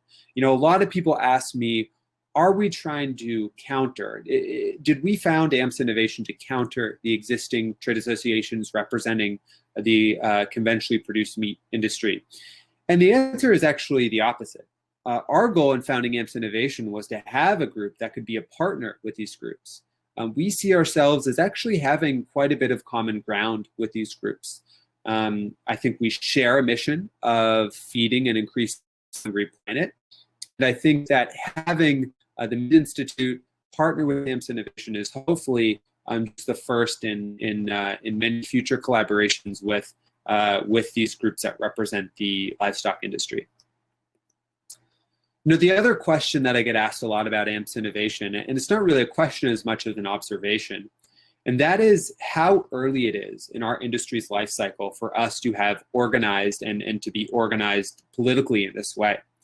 And it's absolutely true. It is not typical for an industry that is not even selling products to have a trade group organized at this point. And I think it really speaks to the emphasis and the sincerity in which this industry really cares about regulation. You know, I think it's easy, particularly in some other tech industries, you know, if your product is an app or a website, to kind of skirt regulatory requirements or look at them as an afterthought. Our attitude has always been that for food, consumers really demand to know that their food is safely produced and regulated in a way that makes sense. And so we have always embraced regulation and wanted to have these productive collaborations with all policy stakeholders in the space with the aim of getting to a regulatory system that is safe, fair, and transparent. And so I think just the existence of AMPS Innovation really speaks to that, but also the approach and the way that we've been trying to build this coalition and you know, make a food system that works for everybody. So that's it. You know, I think AMPS Innovation probably shares a mission of many people at this conference to enable our food system to meet growing demand for meat, poultry, and seafood. And we are very excited to be speaking here today. So again, I want to thank Ira and Olivia for organizing such a great event given these really crazy and uncertain times, and looking forward to the breakout session. Thank you.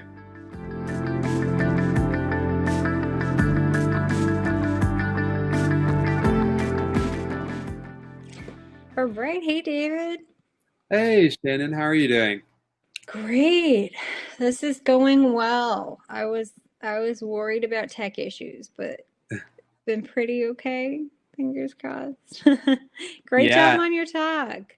Oh, thank you. Yeah, and great job. I caught most of the session you were moderating with Jen, and I thought it was great. So likewise. Thanks.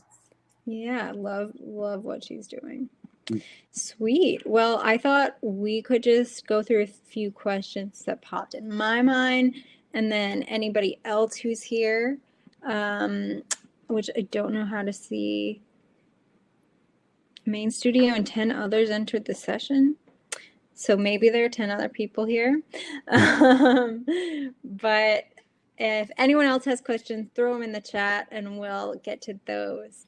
So yeah, the first thing I wanted to ask about is just, you do so much on regulation, which really speaks to me since I spent 4 years living in DC. I am very familiar with that culture. And for most people outside of DC, it's pretty like unsexy, right? You know, regulation seems intimidating. Obviously, lawmakers are not always the most exciting. So how do you communicate this to the average consumer, right? Because they have communicated and we know that it's super important to them to feel safe consuming this food, but they also don't want to sit down and read like a legal briefing. So what's your strategy there? Yeah, I mean, I think a few things. One, I think a key portion of our communication strategy with consumers is to make ourselves available and accessible, and to communicate frequently. And I think, you know, when I think back to like the early days of Memphis Meat, we had our media debut in February 1st, 2016. And at that point, we were 4 team members, including our founders. We were less than 6 months old at the company. We were super scrappy. We were still at a startup incubator. And it was a lot to manage. We had a story in the Wall Street Journal, and we were just inundated with the feedback from that, and people from every continent but Antarctica who wanted to get involved. So, you know, it was a conscious decision, and there were trade-offs because we needed to focus on R&D. We needed to focus on building a company. Yeah. And here was this just massive influx of media inquiries and other inquiries. I think it was the right choice. And I think it speaks to Uma, who's our CEO. His vision here, I think, is dead on, which is that we need to start the public conversation sooner rather than later. We really want to make sure that consumers understand what it is we're doing, why we're doing it, how we're doing it, and that by having that communication from an early period, we can start to build that trust and really give consumers the facts they need to know. We're not at all interested in sneaking this into the food supply. We're not at all interested in consumers purchasing what they think is conventionally produced meat and it's actually cell-based. We want them to know exactly what it is they're getting. And I think that strategy and communication to consumers is also relevant to our communication with policy stakeholders. You know, we've been very proactive, both as a company at Memphis Meats. One of our earliest hires was a former FDA regulator, Eric Schulze, who some of the folks at this may know. I know you know him, Shannon. But also with AMPS Innovation, as I said, organizing a coalition before any of the companies in this space are selling products, I think is unusual. And I think it just goes to show that we care a lot about regulation, and we want to start those conversations so that if there are questions that come up, we can answer them and just make sure people have the information they need. I think, you know, the interests of consumers versus might vary a little. Not that much. I think at the end of the day, you know, they all want similar things. And so that's been kind of our approach to that. Yeah. And tell me about what was the process of getting AMPS started up like? I know that like the community, at least here in the Bay, is pretty tight. People know each other. But how did you get it all together? Yeah, you know, I think there was a desire from all of the major companies to do something in this respect. Like you said, it's a tight community, and I'd say even outside the U.S., you know, we see each other at conferences. Obviously, less so now, but you know, these are people who you're seeing, you know, sometimes once every 2 months or whatever, and they're people who share a common mission with you. I do think that this industry is unique in the extent to which the founders and the team members at all these companies are truly interested in the mission here. It's not just about making money. And I think that in addition to just the recognition that the public conversation was happening, was enough to kind of get a lot of companies interested. So some of these conversations started at some of those industry conferences, because those are just great places for people to, you know, where everybody's going to be anyways. Once there was kind of, it was recognized that there was agreement and the need for some sort of industry coalition, then we were able to you know, get down to some of those details and start, you know, narrowing the scope, figuring out what was realistic, how much was too much to bite off, too much to chew, and you know, really bring it to companies and asking for them to sign on, and you know, most of them did, and so I think that it was a success in that respect. I think so. So you mentioned international, which is super interesting because this morning when we first got on, Olivia was saying how she used the example of like the term cultured meat versus cell-based meat, and how cultured meat doesn't translate as well. And like this industry can be kind of American centric because so much innovation, you know, has gone on here. But I wonder, and you said that this organization is more American focused, which makes sense because every country has different regulatory frameworks. But do you see AMPS playing a global role ever? Do you see a similar organization in Asia and the EU? And how could we someday envision a global framework? Yeah, it's a great question. I mean, I think the kind of what you're implying, I agree with, which is that the mission of Memphis Meats, and I think of all of these companies, is global. Mm-hmm. Certainly the challenges associated with our food system are not limited to any one country. And so I do think there needs to be that global perspective. As you said, you know, at AMPS, we decided to narrow our focus to US policy just because we're an early organization. We're all pre-revenue companies. There's only so much we can focus on. And we just thought it would be too difficult for us to manage multiple regulatory jurisdictions at once. Yeah, that's a lot. Yeah. It's certainly possible that in the future, AMPS Innovation will expand its purview to cover more than just the U.S. But I do think also, and perhaps a more likely situation is that regional coalitions will eventually be formed in these other groups, and that's something that I think, you know, if it's done the right way, I think can be a very powerful tool for these various regions. So, you know, I leave it obviously to the companies that are based outside the U.S. to figure out what works the best for their particular region. But I do think it would be a positive development, broadly speaking. Definitely. Yeah. It's interesting because when we're thinking about regulation, it's so hyper specific to the country you live in or even the state you live in. But this problem is at a global scale. Like I always say, food doesn't have borders, sustainability doesn't have borders. So that's why I love conferences like this. But okay, last question for you from me. And then if anyone else has questions, drop them.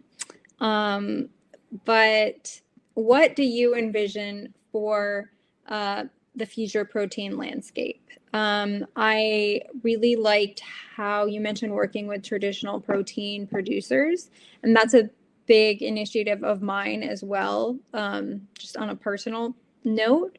Do you see a future where traditional meat is still produced? What would happen to traditional ranchers, let's say? And how have you worked with them in a productive way when you are, as some would say, threatening their industry? Yeah, another great question. I mean, I think taking a step back, you know, if we look at global projections for demand for meat, poultry, and seafood, they are skyrocketing. Mm-hmm. By 2050, they're expected to roughly double from where they are. And so I think there's going to be a ton of room in the market for multiple methods of meat production. My guess is that the most likely scenario is you'll have a pluralistic future where there will be healthy growth in the livestock industry, but also we'll be able to establish a really robust cell-based meat industry. I also think plant-based proteins will continue to play a role and an increasing role in that future. So I think the first message that we have to folks who are part of the livestock industry or part of the meat industry is we're just not expecting to, you know, displace animal agriculture. I think there's always going to be a room for animal agriculture. I think that the other thing is there are opportunities to work together. You know, certainly we've started to prove that out on the regulatory space, both AMPS Innovation, as I mentioned in the deck, but also Memphis Meats individually before AMPS Innovation existed, has partnered with the North American Meat Institute our investors at Memphis Meats include Cargill and Tyson Foods, two of the largest meat companies in the world. We're members of the American Meat Science Association, again, talking about Memphis Meats, not AMPS Innovation. And so I think that there's a lot of opportunity to find common ground. I think there are productive business partnerships that could benefit both parties. And so I think that that's kind of our message to those in the existing meat industry. We expect cell-based meat will be a supplement to the existing meat supply chain, not a disruption to it. Yeah, I couldn't agree more. I see a spectrum in the future, and even more, I guess, blurring of the lines as we look at things like blended meat will be interesting. All right. Yeah. We got a question from Sasha. So do you think U.S. regulations will require that all growth medium ingredients are generally recognized as safe, which GRAS seems to be the acronym? And if so, could this be more of an obstacle than an opportunity? Yeah, Sasha, it's a great question. I think I don't want to speak for the regulatory agencies. I think ultimately that's going to be a decision in particular for FDA, which is the group that will be conducting the pre-market safety assessment. It's certainly a possibility, but they have not, at this point, to my knowledge, made public exactly what those details will look like. Plant-based replacements. This is a question from Tali. Plant-based replacements will only benefit the climate if they're actually replacing meat. And I'm wondering whether the kind of people interested in the alternatives already eat climate-friendly diets. How do you specifically target heavy meat eaters? And is that part of your strategy? Yeah, another great question, Tali. I think that this speaks to, one of the fundamental differences between plant-based meat and cell-based meat. Cell-based meat, I think we may have lost Shannon, but I'll keep going. Cell-based meat is not a meat alternative. It's not, a fake meat or a meat substitute. It's the real thing. And so one of the benefits is that for consumers to adopt cell-based meat, they don't need to change their behavior. On the plant-based meat side, I think there is an ask. There is an ask to consumers to eat a different product. And that's not something that's cell-based meat. That's not an ask that we need to make. Now, I do think, early on in the industry for cell-based meat, there will be, welcome back, Shannon. Early on, there will be, the products will likely be sold at a slight price premium. And so what that means is that, maybe the consumers you're targeting early on are more in the conscious consumer bucket who are willing to pay a little bit extra for a product that they know, is more sustainable or has, animal welfare benefits or public health benefits, or is just interesting from a scientific perspective. But eventually the goal is to have affordable, accessible products that are available to everybody and that are appealing to all the meat eaters out there.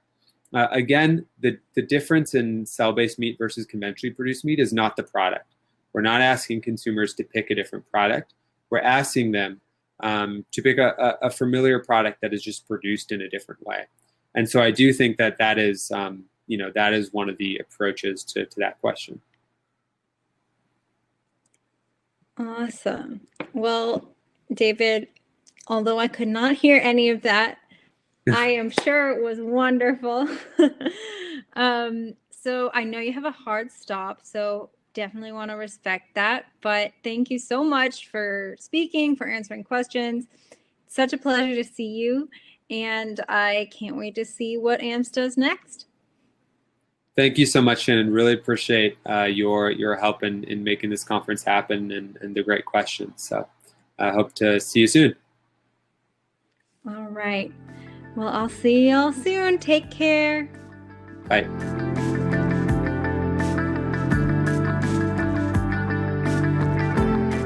Hi, Ellice. Are we on? Hello, Olivia. I believe Hey. All right. I am thrilled to introduce Ellice Ogle, who is the CEO and co-founder of Fortify Growth, which is going to reimagine the experience of sustainable food system. Ellice, welcome. So thank you everyone for joining me with Kind Earth Tech today to talk about Fortify. So I'm Ellice Ogle, the CEO and co-founder of Fortify. My background is in research and development, product development, and food safety. And we also have Ashley Plasterer, COO and co-founder, with a background in building bar programs, concept creation, and sustainable operational practices. And last but certainly not least, we also have Margarita Tonini, Fortify project manager, and currently pursuing a Master's of Science program for chemical engineering with a focus on biotechnology. And triggered by the impact of COVID-19 on the food industry, we came together to search for a way that we could support the food industry with a greater purpose of doing our part to tackle climate change. So the Intergovernmental Panel on Climate Change, the United Nations body for assessing the science related to climate change, released a special report in 2019 on climate change and land. And three parts really particularly stood out to us. So by 2015, about 3/4 or 75% of the global ice-free land surface was affected by human use, with croplands covering 12 to 14% of the global ice-free surface. Another part was that an estimated 23% of total anthropogenic greenhouse gas emissions from 2007 to 2016 derived from agriculture, forestry, and other land use. And lastly, combined food loss and waste amount to 25 to 30% of total food produced and cost about $1 trillion per year. So kind of looking at what Fortify is seeking to address is these three main issues: the increased use of land for agriculture, the subsequent impact of food production and distribution on carbon dioxide emissions, and the climate stressors impact on the four pillars of food insecurity: availability, access, utilization, and stability. And so how does Fortify seek to address these three major impacts of climate change? Today, we've heard about amazing innovation around the world, and I'm excited to present our idea, which is what we call the FORT. We envision creating sustainable, state-of-the-art production facilities close to city centers, and at these campuses, we will use existing technologies and industrial design, and like puzzle pieces, combine them together to build a sustainable closed-loop system by allocating resources from one facility to another. So the campus as a whole is an experience. Imagine like Jurassic Park, but each facility addresses one of the three climate change issues that we've identified. So for example, very briefly, to address the increased use of land for agriculture, we are looking at controlled environment agriculture, or CEAs. More friendly term is indoor farms. And another example that we envision addressing food insecurity is to build an interactive science museum. Lastly, to address carbon dioxide emissions, we are looking at bringing in multiple technologies to reduce the energy requirements, such as for the CEA. So for example, we're looking at wind turbines, repurposing waste, co-siting, solar, and more.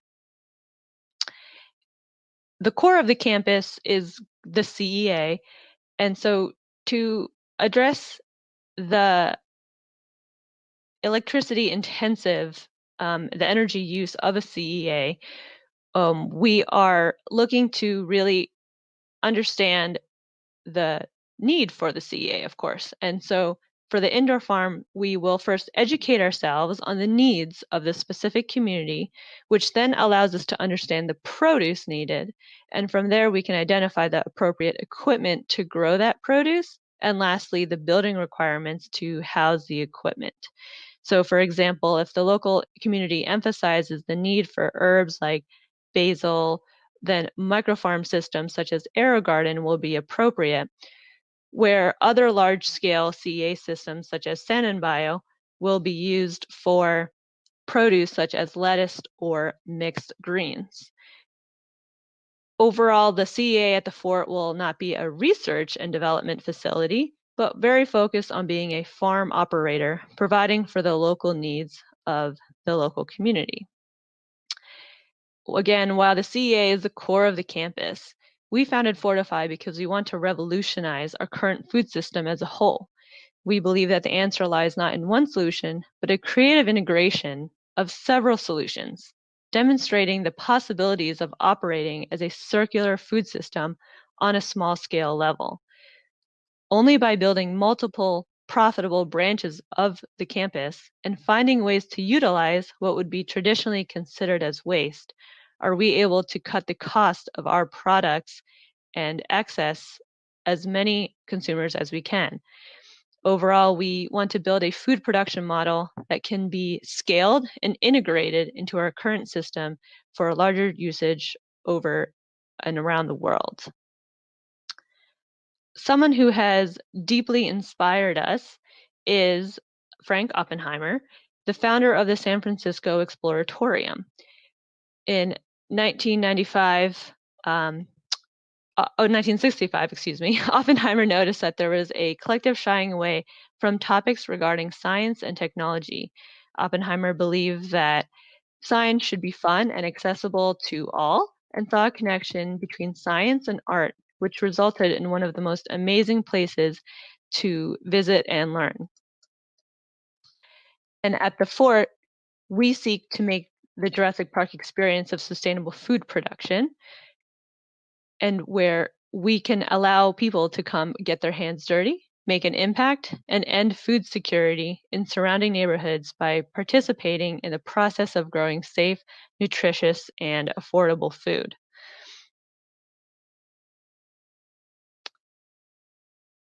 As we look to begin our project in identifying the locations and the technology that we are going to utilize for our location, we have already started on our phase 1. What is exciting about our phase 1 is, again, that it's going to be the quick service restaurant so that we can understand the local needs of our community and start building out the right relationships in order to focus on the core of the campus, again, which is the CEA. So we are looking to address the food security in our local area by, again, starting with the QSR in San Francisco Bay Area, and then focus on the CEA to then continue on building out the other facilities on the campus. And another part that I want to discuss, of course, is the values of Fortify. And I'd like to share this parting thought. Without optimism, the unshakable belief that things could be better than they are, the will to experiment will be continually frustrated until it withers. And this lovely quote comes from Tim Brown, one of the greatest design thinkers of our time, and embodies one of the core values of Fortify. At Fortify, we believe in each individual and their ability to change the world. We believe that each individual has the strength and fortitude to face the environmental challenges and heal the impact that modern agriculture has made through a series of small incremental changes. You just need the right tools, the right inspiration, and most importantly, the right fuel. So sign up on our website today or email us with any questions or leads.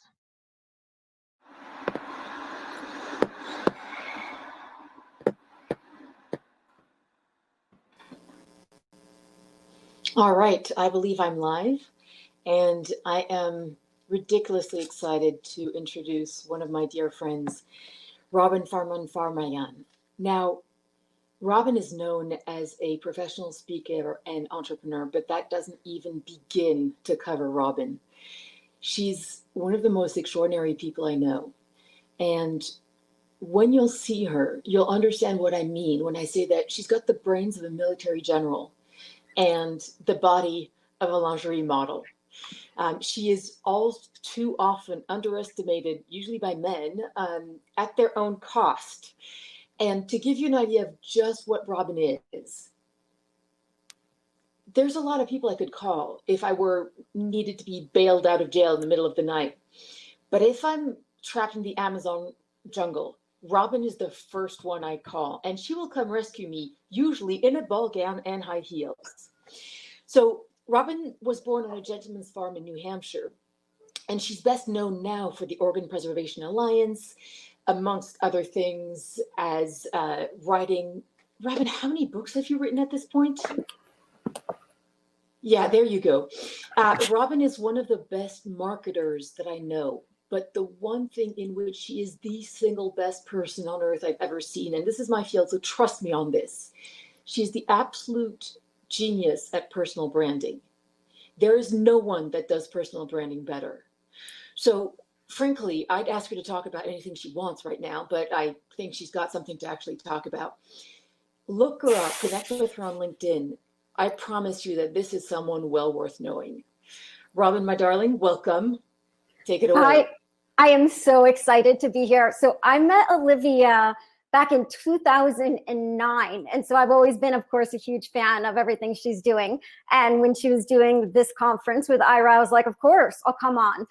So I am a professional speaker. I typically do keynotes for 4,000 doctors or 1,000 hospital CTOs, specifically on healthcare technology. But today I want to teach you how to do what I did. So this is my second book, The Thought Leader Formula, and it is step-by-step instructions on exactly how to build a personal brand from scratch in order to drive business goals and career goals.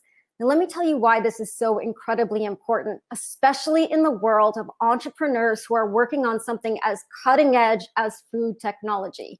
You have two problems. If you are doing a startup company, you don't have a brand yet, right? Nobody knows of the startup company. Investors don't know, corporates don't know, other potential employees don't even know that you exist. And so right there, you have to build that brand.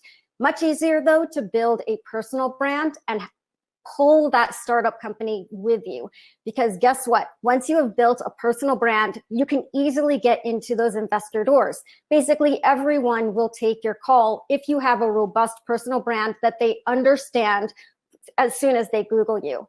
Now, the other big problem, especially in your industry, is the fact that a lot of people don't even know about it, right? Like many people don't even know that we can now grow meat in the lab. And so you have an educational problem there. And so by being able to package up some of this education, what you're doing, why this industry is so important, so that lay people can understand this. Now, I talk about this as being able to communicate at the 6th grade level. Now, why this is important is to be able to explain anything to a 12-year-old is because right around the age of 12, that's when our interests really start to diverge. And once our interests diverge, we learn completely new foundational concepts and vocabulary depending on our interest area. And so you could have a Harvard or Stanford trained physician go to potentially one of your conferences in cutting edge food technology and be completely lost.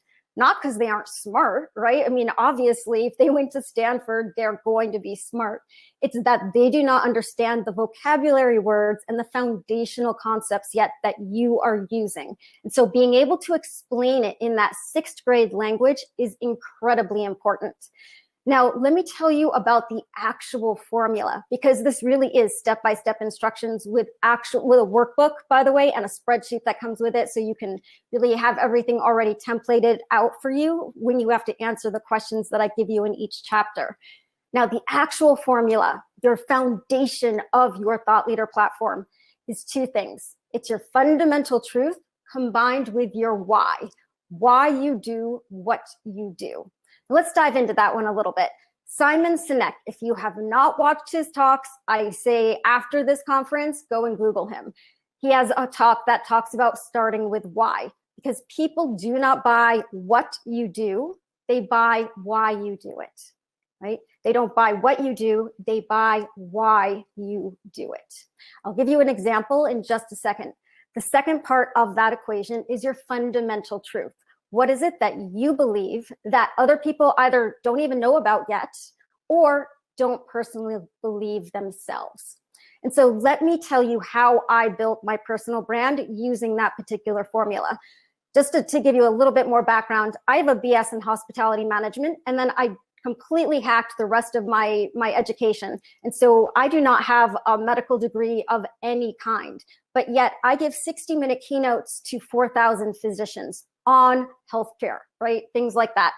I am a chronic disease patient, and I've been able to do that. And I charge $20,000 a keynote, by the way.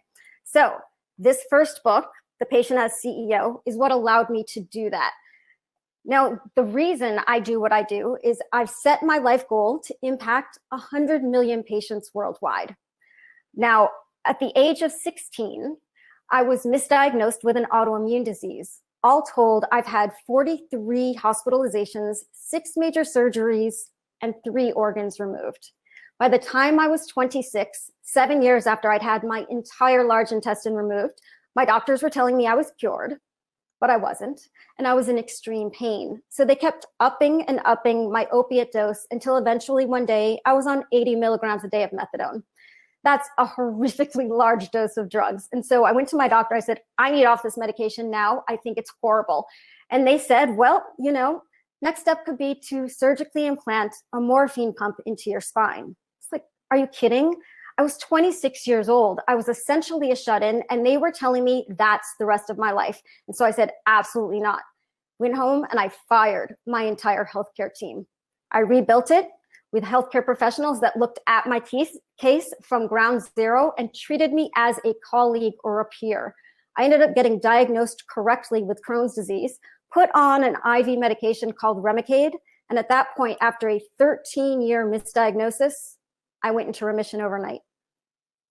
So right there, do you see, I told it in a story format, right? I told you why I do what I do. Not only that, but I inspired you and caught you by surprise. This was memorable, it was inspirational, and it really gave that very basic of why I do what I do. Now, patient as CEO is my fundamental truth.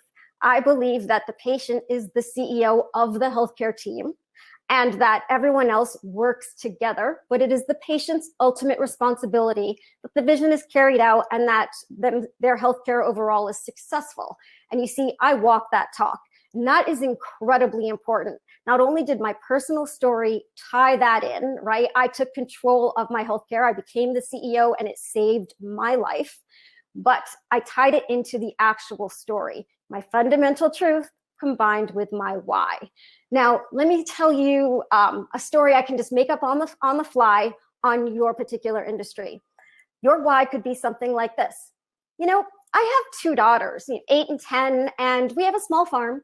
One day they talked me into getting chickens. I mean, I know a lot of you probably have children and they talk you into a lot of things. And so one day my husband and I found that, you know, we had a big coop full of chickens. Now, of course, my daughters fell in love with them at first sight, which led to them, of course, discovering that the chicken that they eat in fried chicken is in fact their friendly friends. And suddenly overnight, they were like, Mom and Dad, we are vegetarians. So of course, the entire family went towards vegetarianism. Now, of course, I missed my fried chicken. I'm from the South, you know, I love my fried chicken. And so I decided, you know, I can solve this problem. I've been reading a lot about cell therapy and cell cultures and being able to take biopsies from living creatures and really growing that in a lab. So why can't I do that with chicken? And so that's why I started the company X, to really be able to go and eat that chicken again, but in a way that never harmed an animal. So you see what I did there? I just completely made up that story. I'm actually from New Hampshire and I'm not married anymore. But what I was doing is I was not only making sure that some of you out there could relate to me in that story, because of course a lot of people have kids, relate to the fact that their kids didn't want them, to see any animals hurt. And then all of a sudden that leads me to starting a company that could solve that problem, not only for my family, but for yours too. Do you see how I kind of did that and put that into that story format? And so I want to see, I think I am almost out of time. I don't know how you guys can signal that to me. I can continue to talk though until someone signals. Now, another thing I take you through is really understanding your customer avatars. Now, you might have an early stage startup that is 5 years from getting product onto the shelves, right, and into consumers' households. Your customer is not necessarily that end user that is eating your product. Your customer, in the case of an early stage entrepreneur, could be the investors, could be potential employees, could be corporate partners, and it could be things like conferences who can put you on stage to reach the right audience that you need to reach at the stage in your career and in your startup company. And so I take you through that exercise of customer avatars. Imagine you're trying to raise funding. So your customer avatar could be things like age 35 through 60, most likely white male, most likely, in these 6 cities, San Francisco, Boston, New York, Chicago, however you want to lay that out. And really going through and identifying as many aspects of the person you need to reach as possible. And that will help lead you into what kind of content you need to create and where you need to put that content. If you're trying to reach a bunch of investors who are, late Generation X or even baby boomers, they're not going to be on Snapchat and TikTok, right? They're going to be on things like LinkedIn. And so by identifying which customer you need to reach at the right time, you can then figure out, okay, well, you know what? If they're on LinkedIn and they read these trade publications, maybe my medium should be writing. So I could do articles, I could do a book, maybe some short videos, but I need to put them up on that LinkedIn platform where I can reach my investors, and I need to get it into the trade journals that they particularly read. And then I need to get myself on stage in front of the conferences that those type of investors actually attend or also speak at. And so I take you through that exercise.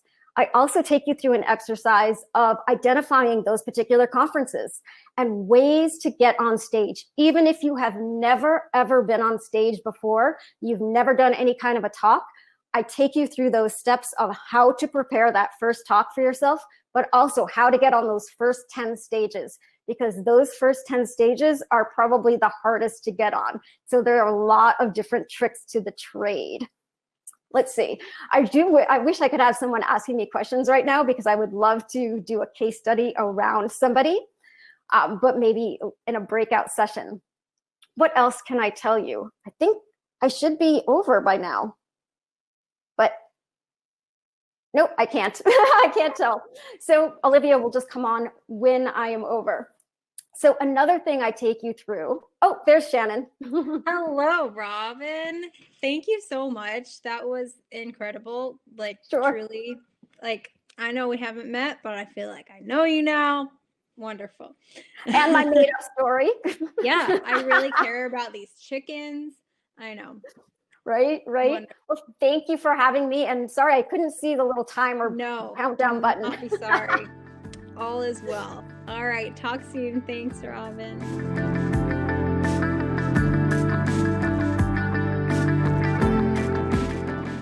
Okay, here we go. Questions. Marta, nice to see you. Robin, it was a pleasure hearing you tell before the presentation. So first of all, it was very interesting your review. I was writing it right now here. I am right now on Instagram with my companies or my own profile because it's the profile, the platform that I feel comfortable in, is the one I can website. But I actually realized that I should be more on the platform that they use, whoever, the customer, the investor, and everything. And I have so much to learn still. So it was really interesting to take on that. I would like to ask one thing there. So how do I know which platforms do they use and which conferences do they attend if I am not the public, if I am not getting the information to know that? So I take you through exercises where you identify all the thought leaders in your industry. right? So that's usually a Google search. Find all the keywords that are around your particular type of company. Go on Twitter, go on LinkedIn, go on Facebook. You can hire an intern to do this kind of work, but really figure out who are all the different thought leaders. Now, a lot of the investors are thought leaders as well in their particular areas of expertise. Second thing you do is you go on things like Crunchbase, AngelList.co, and things like that, and you identify all of the investors who are actually in your space. Which was the other one? AngelList.co. Yeah, AngelList. It's a really good, nice resource. And so I do this all the time for companies in the healthcare space. I list out 100 different investors who are perfect for that company or invest in very similar type companies. And then I Google them and I figure out, where are they speaking? What platforms are they on that they're active? And I just keep a spreadsheet of it. And so the book actually comes with a free spreadsheet. You just download it and you just fill out the columns. So you can give it to your intern or your marketing department, and they can just really, this is called mapping your ecosystem. And it's very basic branding and marketing 101. But that's the problem. Most entrepreneurs are so smart, like they do science and they do PhDs or engineering degrees. And of course, they never take basic branding and marketing 101 because that's like a 101 course for a communication major. And so really just taking you through that exercise of mapping out your ecosystem. And once you fill out that spreadsheet, you'll know where they all live, because you will have identified the conferences that they're speaking at. Because that's another big thing, is that these investors love to speak. And so you can find which ones they're on, like which podcasts they're on, which stages they're on.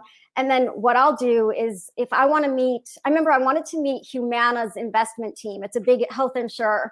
And so I found out where one of them was speaking. I pinged the conference organizer and I offered to speak for them. I was like, I love what you're doing. I have a 20-minute talk that I think is perfect for that. I'd like also to speak. And they said yes. And that's another trick, is that most of the conferences that are public facing, where you can buy a ticket for like $100 or less, or $200, most of them you apply to speak. And so you literally can just go to the website, apply to speak, or ping them and say, hey, I want to speak. And then all of a sudden you're a peer with that investor. Right? They're not just like, you're not just going and being a fan person and trying to get to them. You are one of them. You're in the green room with them. Yeah. And so I have met a lot of people that way just by using that one trick. That's really good. And I have one more question. Regarding the personal branding, like more on a personal level, I want to make several companies, and okay, some are on the vegan side, of course, but maybe some are going to be more tech, or some are going to be on the food industry. I don't know. Like I have different interests. I feel like if I would be an influencer on Instagram, on TikTok, whatever, if I would launch a company, it would be so much easier, like to be this voice, to be influencing these people, and to get them on board. Would you recommend making the effort to building this personal brand, to getting to be more like an influencer, or this is like completely another business model and we should focus on doing the company? So the really funny thing about thought leadership is, it's hilarious. Once I became a professional speaker, and I literally, the first time I got paid for even one talk, I put the word professional speaker up. I was like, I got $1,500. I'm a professional now. Soon as I did that, I started getting asked to speak about everything. People didn't even maybe single-digit thousands of copies of this book, but I've made over $250,000 in speaker fees. People were reaching out to me to speak about vaccines. I'm like, I don't know anything about vaccines. They just knew that I was someone in the world of healthcare and a professional speaker. I actually also got asked and offered $15,000, which I actually had to turn down because I didn't know how to do it. They wanted to talk on B2B marketing from hospitals to hospitals. I was like, you know what, so I'm telling you. So much money, then how come? That's crazy. That's what professional speakers get paid. I usually charge between $10,000 and $20,000 a keynote. And having a book is really what helps you get those particular prices, by the way. And you can hack getting a book together. So you can get it done. I got this one facilitating virtual events. I got it done in a month and a half. It's only 20,000 words. You don't even need to do a long book. Let me tell you a story about my friend Monica Profit. So she was an artist where she painted, and she was going to all the blockchain conferences and became an expert in that. And she said, Robin, I want to be a speaker in blockchain. I said, well, first of all, don't try and compete against the other speakers in blockchain. Write blockchain one-on-one so that you are the only blockchain speaker at the entire conference. So then you're not competing with the blockchain bros, as I call them.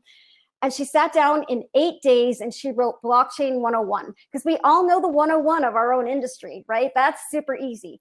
It was less than 80 pages, super easy for her to get out. She got it out in 8 days. She used my cover, switched out the photos, switched out the words, put it up on Amazon. Within 3 months, she was asked to speak at MIT. Wow. 3 months is all it took to change her brand from a painter, artist, to a blockchain expert good enough to be speaking at MIT. That's really amazing. Yep. But, so how do you pass, how do you get the index, the keyword, I don't know. So how do you, button, right? In terms of how to get the book written? Hi, sorry. Yeah, absolutely. Didn't mean to interrupt. Please continue. Okay, you were telling me, sorry? So no, I didn't understand your question. So let's say I want to write a book. Like, for example, I started a business and it was in quarantine. Everybody was slowing down. Everybody was just laughing. And then I said, look, every crisis is an opportunity. I'm just going to start something.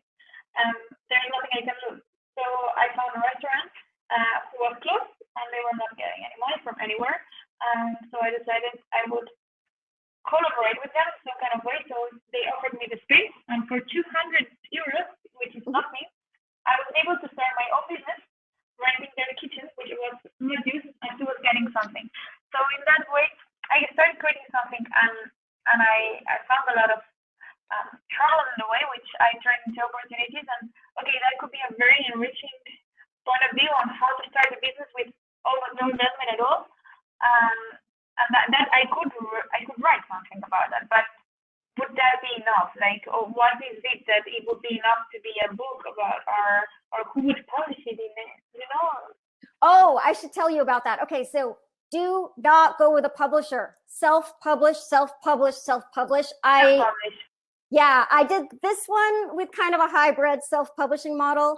This one, I went with a regular traditional publisher that's a hybrid, and I bought back my content because you want to own your own content. And then this one, I just went straight to self-publish. I am telling you, publishers add zero value. Not only do they add zero value now, it's a dinosaur industry. It's like education. You know how we're seeing education kind of fall? Publishing fell 5 years ago, and they're just learning about it now, right? It's a dead industry. Nobody, none of them help with marketing. So one of my best friends happens to be this very famous author. He spends $500,000 on marketing. Not his publisher. He publishes with one of the big three. And he still, in addition, pays $500,000 out of his company for marketing. There's no reason. And not only that, but like when I buy my own books, because I call this a $3 business card. Because you don't care if anyone ever buys your book. You only care that people know your book exists. And so I bought hundreds, if not thousands of copies of this. It cost me $3 from Amazon. And I passed them out at conferences. I gave TED, the major TED conference, like 500 copies. Cost me a lot, but holy cow, was the ROI huge. Now this one cost me $7 a book to buy from my publisher. And that was enough of a limiting factor for me that I didn't actually buy boxes of it to give away, which is stupid for myself. But I was still like, oh, it's more than double. It's so much money that I'm like, why am I paying a publisher for my book that I actually already still own the rights to? I mean, literally, they add zero value. They didn't get me a single. They don't do book tours, right? If you want to do a book tour, which there's no reason to do book tours anymore like that. But if you want to do that, you have to set it up. They do no marketing, no PR. All they do is they cost you money. And they don't even add credibility. So Amazon self-publish all the way. Okay. That's amazing. That's interesting. Yeah. So, And so about the topic, for example, I can't hear you your sound is very difficult. No? Oh, it's a little better. Okay, sorry. So how do you choose the topic and the content of what you are going to write about? That's super important, right? So I take you through that particular exercise in the book. And so I make you kind of brainstorm what would be the title of your book as it relates. So let me go back a step. First, I take you through your goals, right? So this is basically also a career coach in a way. So I say, okay, what are your goals? Mine is to impact 100 million patients, right? Your goal could be to raise $10 million for your startup, or your goal could be to be financially independent, or your goal could be to switch industries or become a CEO. Like you got to figure out that main goal, because then I reverse engineer it for you.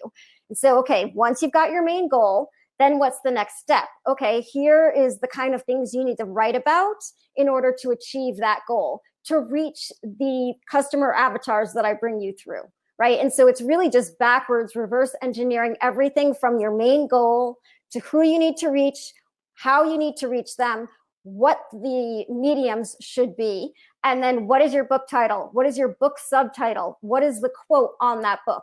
Really thinking about all the most important things and talking about that. The cover is the only important thing in your book. Like, I mean, my books are great, and like I stand behind the content, but I know for the most part, thousands of people are going to read it, but probably tens of thousands, if not hundreds of thousands of people have already, heard my talks. But in addition, it's helped me raise $10 million for different startups and get in the door of places I wouldn't have necessarily been able to get into. Like I wanted to meet with the CTO of the Veteran Affairs Office Health, because they're the biggest healthcare system in the US. And I was able to do that by just doing like a podcast interview and saying it on the podcast interview. Yeah, I'm looking to meet the CTO of the VA Health. And within a week of even just saying that on a podcast, I had a meeting with him. Yeah. It's the cover. You care about the cover. So the title, the subtitle, the quote on the bottom, and whatever you're doing. Working a lot. What? Like you said you were on a podcast, and that podcast you mentioned that. So you're networking a lot. Like it's not only about the book, it's about this whole networking experience that you're getting for, right? Exactly. It's yeah, a book is a tool. A book is not the end product. A book is a marketing tool. $3 business card. That is it. Oh, and I see Victoria, I wanted to answer this question. Yes. So in the first 2 books, I hired an editor. In fact, I used Scribe, which is amazing because I wasn't an author. Like I'm an early stage entrepreneur, and writing is hard. And so I wasn't really practiced at it. So I hired Scribe, and what they did is they spent 14 hours with me. 2 hours on the phone helping with my outline, doing a perfect outline. They had an expert that helped me with it. And then, and all I did was talk, like they transcribe everything. And then the next 10 to 12 hours, they put a scribe on the phone with me. We go over my outline and they record everything. And I talk my entire book. Literally, I talk my entire book. They transcribe it, edit it, send it to you. And at that point, it's pretty much a perfect book.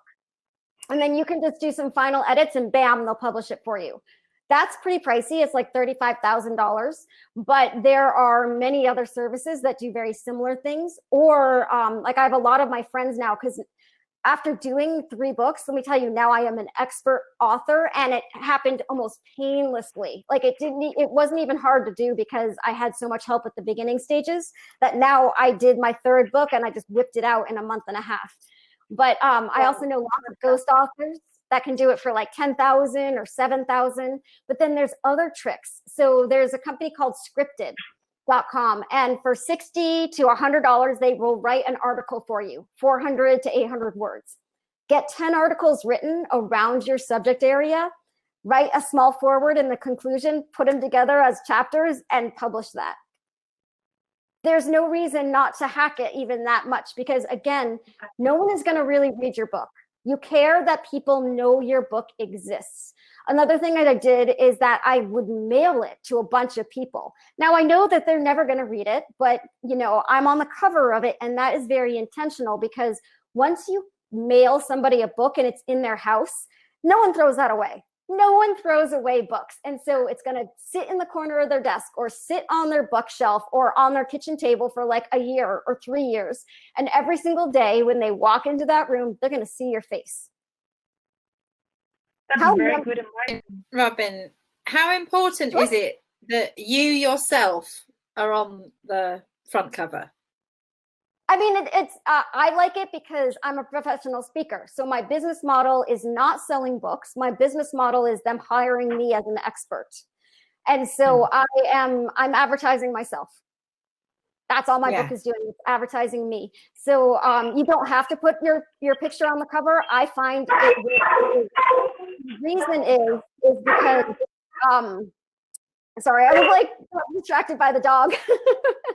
The reason is what was I talking about? Totally forgot. You'll have to re-ask the question. Oh, I know. Here it goes. Sorry. It's because you everything that gets published on your book, like whether it's an article or a podcast or just a post on Facebook, this is what populates. Not your photo, not anything else, the cover of your book. And so the cover of your book needs to tell everything about yourself that you want to get across to your audience that you've already determined the customer avatars for. Does that make sense? Yeah, that makes total sense. Yeah, I guess it's a question that maybe if you're not a professional speaker, and maybe of such a gorgeous body as you is well, I mean, you know, should that be go for it anyway? Oh my gosh, go for it anyway. So first of all, you don't have to put your body on it, right? Like it could just be maybe like a little bit of your profile, right? You know, it could be, you know, something, but I also take you through exercises on your signature look, because branding isn't just about what you say, but it really is about what you look like. And it's not who's the most gorgeous. Let me tell you, actually being a pretty woman in Silicon Valley was, and as a professional speaker, is actually a negative, not a positive, if you can believe it. Because people don't take you, A, as seriously, and B, at the very beginning stages of my career, all the men were saying, oh, Robin, you need to, you know, wear no makeup and put on sneakers and tie your hair back because you're too pretty to be a speaker. And that's what people are constantly thinking. And so it's actually a little bit of a detriment in the kind of thing that I want to do. But it just that signature look.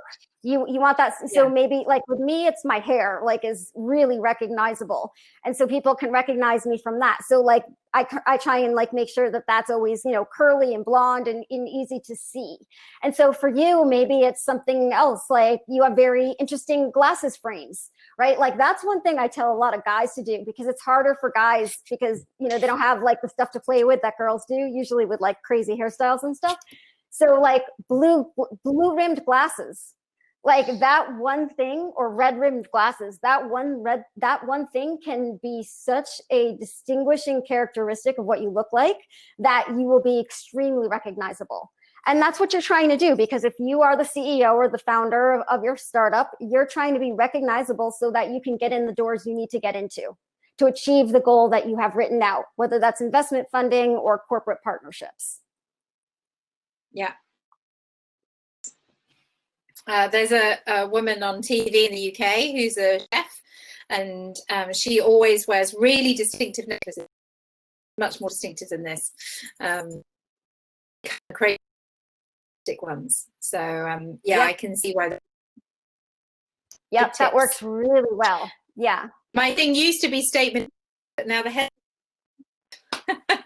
Oh yeah, you can't do statement earrings and be a speaker. I've actually got that on my desk.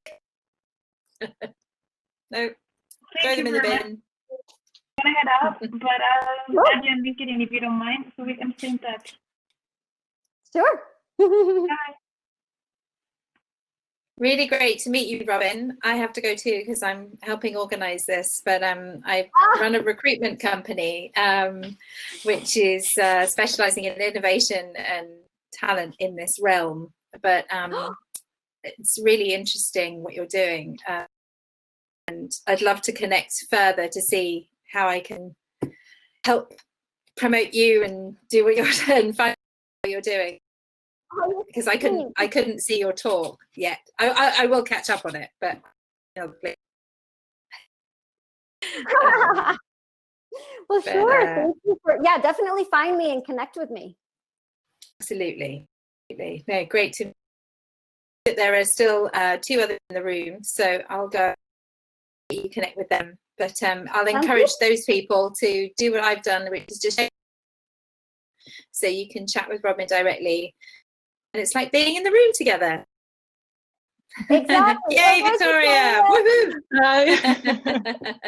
Sorry about the decoration, but it's a holiday home. We are in France and we're confined, so but it was a great talk. Really, thank you for sharing all this valuable, and thank you for moderating. And yeah, it was really super interesting. Thank you. Sure. Thank you. See you, ladies. Lovely to meet you both. Yeah, thank you. Bye, Emma. Bye. So do you have any other questions? Yeah, so I was wondering, well, I've been following actually for a few years now. So John Chalangarian, he told me about you. And so how do you work with these, how do you find these startups, for example? How do you brand yourself in that way? So every opportunity I've ever had now in the past 5 or 6 years has dropped in my lap.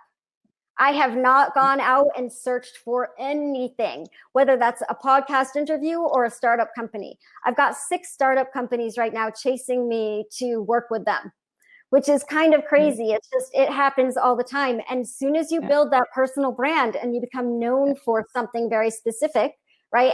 And me, I'm just known for healthcare. Right? Like people don't know, I've worked across pharma, med device, AI, like it's a $3.5 trillion industry. People just know me as healthcare. So I get opportunities from all of healthcare. Yeah. They just find you. That's incredible. And how did you make your first branding when you decided, okay, that is my goal? And how did you, because then it sticks, right? You need to care. I think you have to then choose it wisely, carefully. Yeah, well, I mean, there's so much content out there and people rebrand themselves.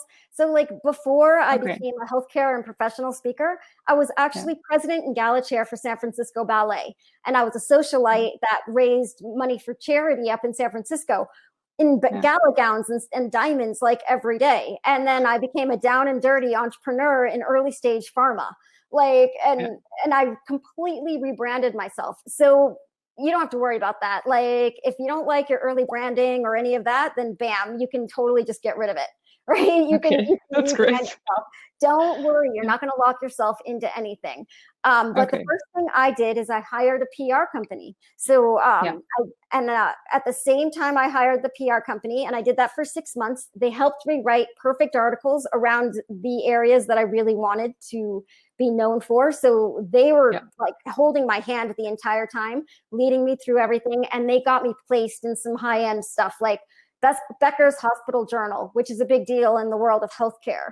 And then simultaneously hiring them, I also hired for $10,000 a company that could help me with my first keynote. So they could do these high-end professional slides so I could compete in the realm that I wanted to, and help me with that storyline. Because you heard my personal story. It's like, how do you compress, 20 years of healthcare in and out of the hospital into 90 seconds? Like, that's not easy, right? And so like getting that why down, they helped me with that.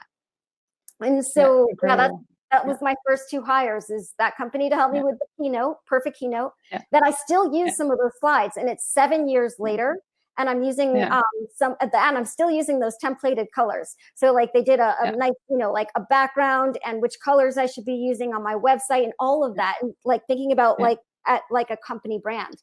And so those were the first 2 hires. And I literally go into that in the Thought Leader formula. So I tell you exactly, step by step, exactly what I did and how much money I spent at every stage. Yeah, great. Yeah, I will definitely buy it right away. So thanks. And so, how long did it take you to build your brand and also get revenues from it? So it took about 6 or 7 months before I started charging. That's not that much because I spent 4 months really building the keynote and practicing it before I gave my first keynote on stage. And it was in front of 400 people. It was a 25-minute talk in front of doctors and my colleagues. And I was coming out as a chronic disease patient. No one knew I was a patient. And so I practiced it 40 times, 40. That is over 20 hours of practice until I could say it in my sleep. And that really helped me. But that's a really big deal. Like that first one is kind of terrifying. Wow. Yeah. Well, it's really, it looks so natural. It looks natural. It takes a lot of work. I mean, this is something that you don't just snap your finger and overnight you become a star. But the book definitely helps if you can get a book out there. And even in one of the ways that I told you how to hack it with just having like 10 articles and put that together. But it took, let's see, my first one, it was my third talk ever. It was actually my third keynote ever. I charged $1,500. And the way they found me, it was Boston Scientific, which is a big deal med device company. And they liked one of my articles on wearable technology that was on LinkedIn. That was it. Like they saw my LinkedIn article and they hired me. I was like, and so as soon as they hired me, immediately I put up that word professional speaker. And then I started sending all my stuff out to speaker bureaus. And then I just started applying. So I found all those conferences I had written out that I wanted to be part of. And I just started applying or pinging. So after I did that one talk that I was charged for, I now could go to conferences and say, hey, I'm a professional speaker. But for you guys, I'm not going to charge you anything. I would just love to be a part of what you're doing. Exactly. It's so smart. When you tell people that you're not going to charge them, all of a sudden they think you're so much more value add than they originally had thought. And they're like, absolutely. I mean, that's a free $5,000. Right? It's amazing how people think. It's so easy. Exactly. Amazing. How do you see the Europeans? Can we do it as well in Europe, or is this only in US that we can really market ourselves like that? No, in Europe, it's even easier. So I've actually given keynotes in 14 countries now and a lot in Europe. So Sweden, France, Germany, Greece, Austria. I've gone to a lot of countries there. The thing about Europeans versus Americans, we're taught to brag about ourselves, especially if you're a white male. A white male is supposed to brag about themselves and then like puff themselves up. And they're like, 10 times, they say things that they haven't even done. Well, Europeans are taught the opposite, to be very demure and not brag about themselves, which means you have a massive opportunity. Your voice is going to be heard. Okay. Yours is good to know. easier in Europe because they are so shy about that if you take control of it and you say, hey, no, I'm doing all these things, and you get out there with a book, all of a sudden it is so easy to become a star. Yeah. Oh, wow. Great. Oh, yeah. That's so indeed in Europe. It's so you have to be normal, act normal, then don't stand out. Yep. I actually address that in my book, and I talk about it as it relates to Europeans. Yes. Great. Oh, and how do you deal with critics or haters? I mean, they're always there, right? I mean, you can never do it right for these people. Nope, you can't. And I actually have a whole section on haters, and I call it that. If you don't have any haters, you're playing it too safe. Yeah. It's a fundamental truth. What you're trying to do is get out there with an idea that most people either don't believe or they don't even know about. And so if you do not have any haters, you are playing it too safe. Celebrate the fact that you are getting an emotional reaction from somebody so strong that they actually care. That's huge. That's huge. And the same thing with competition. I never worry about competition because competition is just, to me, partnerships. Like the girl that wrote this, Dory Clark, she wrote a book that's extremely similar to mine called Entrepreneurial You. And I'm like, hey, I want her on my cover. She's not my competitor, even though we talk about the same exact thing. I feel like she is my collaborator because a high tide raises all boats. And let me tell you, in the world of thought leadership, there are so many conferences and so many opportunities for people to read your stuff that there is a bigger appetite, especially for things like cutting edge food tech, than there is content for it. You don't have competitors, you have collaborators. Yeah. Wow, it's amazing. Yeah, it's like Grant Cardone also says, right? It's the whole reversing this whole thinking of competition. Yep, Yeah, exactly. it's really, really great. Yeah, it's great. So thank you for sharing. It's really, really valuable. And I will definitely buy that book. I hope everybody will do. It's great. And especially we as women, we are so modest, right? We need to step up and stand out. That's like, so the whole reason I wrote the book was my solution for me too, because it worked for me. I was so pushed down as a beautiful woman in Silicon Valley that and sabotaged and sexually abused that was one of the reasons I turned myself into a professional speaker. And the day my first book published, it was like flipping a light switch on all of that. All of a sudden, like, I'm untouchable. And so I was like, you know what? If I could do it for myself, I'm going to teach other women how to do it. And so I really did write the book for other women and minorities who are bullied or abused in the workplace. That was my main goal with it. Exactly. Yeah. So thank you. Yeah, thank you. And thank you for your time. Sure. Super great. Yeah.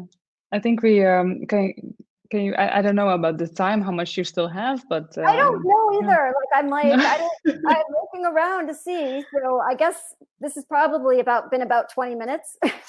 Yeah. Do you also do a lot of online speaking now, or how did COVID affect you? So most of my speaking engagements got put on hold, although some came back. So like I just did a big keynote last week for 14,000, which was my net gross. It was like 20K. So, they wouldn't have normally paid for that. But then I just signed another contract for a full pay in March, and it's supposed to be in person. But in my contract, it says, if we need to, it's going to go all virtual, but that doesn't change my price. So I'm like, oh, that's nice. Yeah. But exactly. Right? But I much prefer the in-person. Because I want to be able to hug you, and I want to be able to interact with you, and like, I get to see you right now, but I didn't see most of the other people who heard my talk. And so it's true. You cannot really engage when you're it's with the people. Exactly.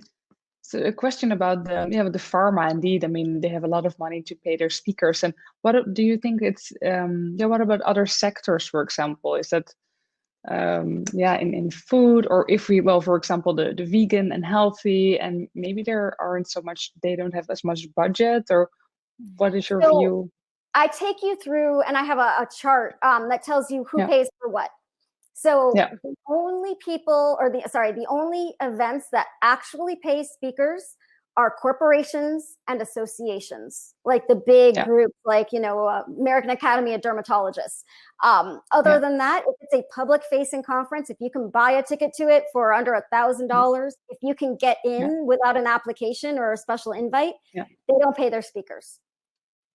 Period. For the story. And so it has to be the court, and it's going to be only the big corporates. So they need to be, it's going to be the public companies, or, if they're a startup, they're going to need to have over $100 million of funding, right? Anything smaller than that, they are not going to pay you.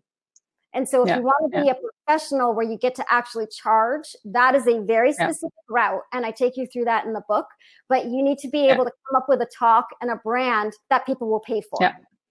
If you're talking about your startup, people will never pay for that. Never. No. They pay for like business talks. Like the talks I do in healthcare are actual action items. I teach hospitals about remote patient monitoring, and then how they can get reimbursed by the government for helping their patients. Right. So I'm teaching them how to make more money. So they would never pay me if I just wanted to go with, like, one of the companies I work with is Virtual Reality for Stroke and Brain Injury.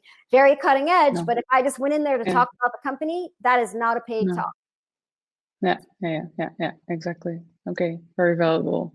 Indeed, I will think about that. Thanks. But I took you through it, and I literally tell you, even some conferences are going to make you pay for a ticket. So if you go to an academic conferences, easy to get on stage. So it's great for practice. Maybe you need a video, so you hire people to come in to like videotape you while you're doing your talk at that particular academic conference. but they're going to make you pay for a $1,500 admission fee. They're going to make you pay for your own hotel, your own flights, everything, but you get to do the talk. And that's just the way academic conferences work. And usually it's picked up by the university. Like they usually have budget for it. And so that's just the way the conference industry works. You know, there's ROI. So like, it doesn't mean that, you know, a free talk doesn't have huge ROI for you, because most of the time you're trying to reach that specific person you've already outlined, right? Your customer avatar. Yeah. Okay, great. Yeah, good. And maybe a last question. I don't want to take up too much of your time, of course. You are, well, famous, right? So how does this impact your personal life? Yeah, I'm rarely asked out anymore. Like, men were intimidated before, but now most men, especially in Silicon Valley, they also want to be professional speaker. You know, they want to be the one that someone's paying $20,000 for a 60-minute keynote on their, you know, so the fact that I'm doing it and they're not really pisses them off. Really? It's so rare for me. So typical. So rare for me to actually be asked out. Usually only like super successful men. Like, and I saw the other day, there was this one person on video, like we were networking at a conference, and it was on events because of my third book. And so then he was kind of interested, I could tell, and he was kind of flirting with me. And he's like, so what do you normally do? And I'm like, oh, I give talks, you know, on healthcare. And I gave, you know, like 30 seconds on it. And he's like, and then he goes, I gotta go now. No. That's really well. Now you know what to say to a guy that you don't like. So exactly. So that has impacted it, but you know, I didn't date that much before anyway. Other than that, there's been no impact. I mean, sometimes I'm recognized. It's kind of crazy, like in the airport or something like that, or in like Sweden. I was in an office building in Sweden and I was recognized. I was like, really? What? That's great. You know, but otherwise, you know, nothing's different. Yeah. Do you think it gives you certain perks or benefits? Yeah. Oh my gosh, yeah, because I can get in any door I want. And that's another reason I did it. I did it, you know, because of the Me Too stuff. But then I help companies raise money, right? Or do corporate partnerships. So I need to be able to get in to see any investor I need. And so this way they take my call. Oh, healthcare ones too. Yeah. And for the startups, it's mostly healthcare now that you're helping? Or? Yeah, I'm an expert in healthcare. I do a little bit in the food space because of Olivia, but I also work in tissue engineering and cryopreservation. And so that's interesting. I do it for, you know, vascularized organs like hearts, lungs, kidneys. But of course, it's exactly the same. Like me, you know, working on a kidney in the lab, whether you're going to eat it or put it into a human being, it's the same technology. Exactly, it's interesting. And indeed, and also the adoption of a new technology. So the past 3 years, I worked at a biotech company, and we delivered a cell-based therapy for the liver. So that's also I needed to. I was in charge also of setting up patient advocacy. So it was in strategy and corporate development. So that's why I also saw your TED talk and Oh my God, you're totally me. And we even have the exact same hair, just my salon color. It's great. It's really exciting what you're doing. I'm working on cryopreservation for cell therapies, for advanced cell therapies. Really? On the market. They already have it on the market. We're going to be on the market hopefully in 3 years for vascularized organs. They can keep cell therapy and vascularized organs at -5 degrees Celsius. Really? Well, that's a huge achievement. Huge achievement. That's great news. Yep. What is the name of the company? It's Xtherma. X-Therma. They're at they're right here in the Bay Area in Silicon Valley. Yeah, it is really good place to be there, right? I mean, has it changed a lot, the Bay Area or Silicon Valley? Is it still good to still the best place to be? Who knows? I mean, right now our weather and just our culture, it's the best place to be. I love it. But who knows, because we've been locked down since March. So, and a lot of people have moved, but we don't know if they've moved temporarily or if rents have fallen only temporarily. So after the vaccines start to get distributed, we can kind of reassess that. It's hard to tell right now. Yeah. Yeah, yeah. There also, I've been talking to some people with, they are setting up companies to start ecosystems for startups. Especially now, maybe we don't have to be in a certain hub, right? We can create more hubs and have a hybrid model, and yeah. Exactly, exactly. That'd be interesting. Yeah. And Thank you. It was you said? Yes, I'm in Paris. Yes. Yeah. I lived in Arles in the summers when I was a teenager. Oh, really? It's beautiful there. Yeah, they have the giant amphitheater, and I'd see the bullfighters come over from Spain. I was like, that was huge. When you're 13 and you're living with a French family, you're like, oh my God. Yeah. What a great experience. You traveled a lot when you were younger, when you were a kid? Yep. Yeah. Yep. Yeah. My whole life I've traveled. Except for this year. Yeah, exactly. Let's hope it will stay only this year and not prolong any longer. Right? But, yeah, exactly. When did you move to the US? Or did you were you always in the US? No, I'm American. So my family is from Europe originally, but I'm like, they came over in the 1600s. So I'm French, German, English, Irish, apparently, according to 23andMe. Oh, really? Yeah. Okay, yeah, exactly. Founded Nantucket in 1667, I think. So yeah, my family came before the United States was the United States. Yeah, incredible. I thought because your name, it sounded a bit Armenian. So that's why I was asking. My ex-husband Persian. Okay. Yeah, but I'm just plain old American.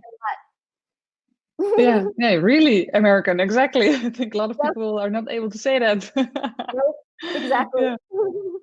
Yeah, but it's 23andMe. Yeah, well, what is your position on there? I mean, what about privacy and giving your data to 23andMe? I mean, what is your view on that? So I worked in genetic testing back in 2005 to 2008. So even before 23andMe, we were a year younger than they are. And it was terrifying back then. I was like, this is a little bit crazy. But now with your DNA, we know exactly what you look like. Like a computer can absolutely bring up your exact face just from your DNA. So there is zero way to anonymize it now. Wow. You can de-identify it with numbers and names, but the AI can figure out exactly who that DNA came from. And so, yes, it is absolutely terrifying. It's not about privacy necessarily. It's about governments. Because it is the rule of law. It is the government rules that will keep you safe or not. But privacy is gone, security is gone. It's can the insurance company, can the hospital, can that job or employer, be discriminatory against you? And so it's really the laws that's going to protect you. But the science, a little bit scary. Yeah, it's incredible. Yeah, can imagine what we will be capable of in 10 years. I mean, that's really it's exciting. You see the movie Gattaca? I know. Oh my God. So I think it's like 18 years old now, 15 years old, Gattaca, Gattaca. And it is truly terrifying, but also a fantastic movie at the same time, where your place in society is based on your genes. Okay. Your place in the world, like you can only be these 5 jobs because we have your genetic makeup and that's what you are, and period, end of story. You're not allowed to do anything else. And people are doing designer babies.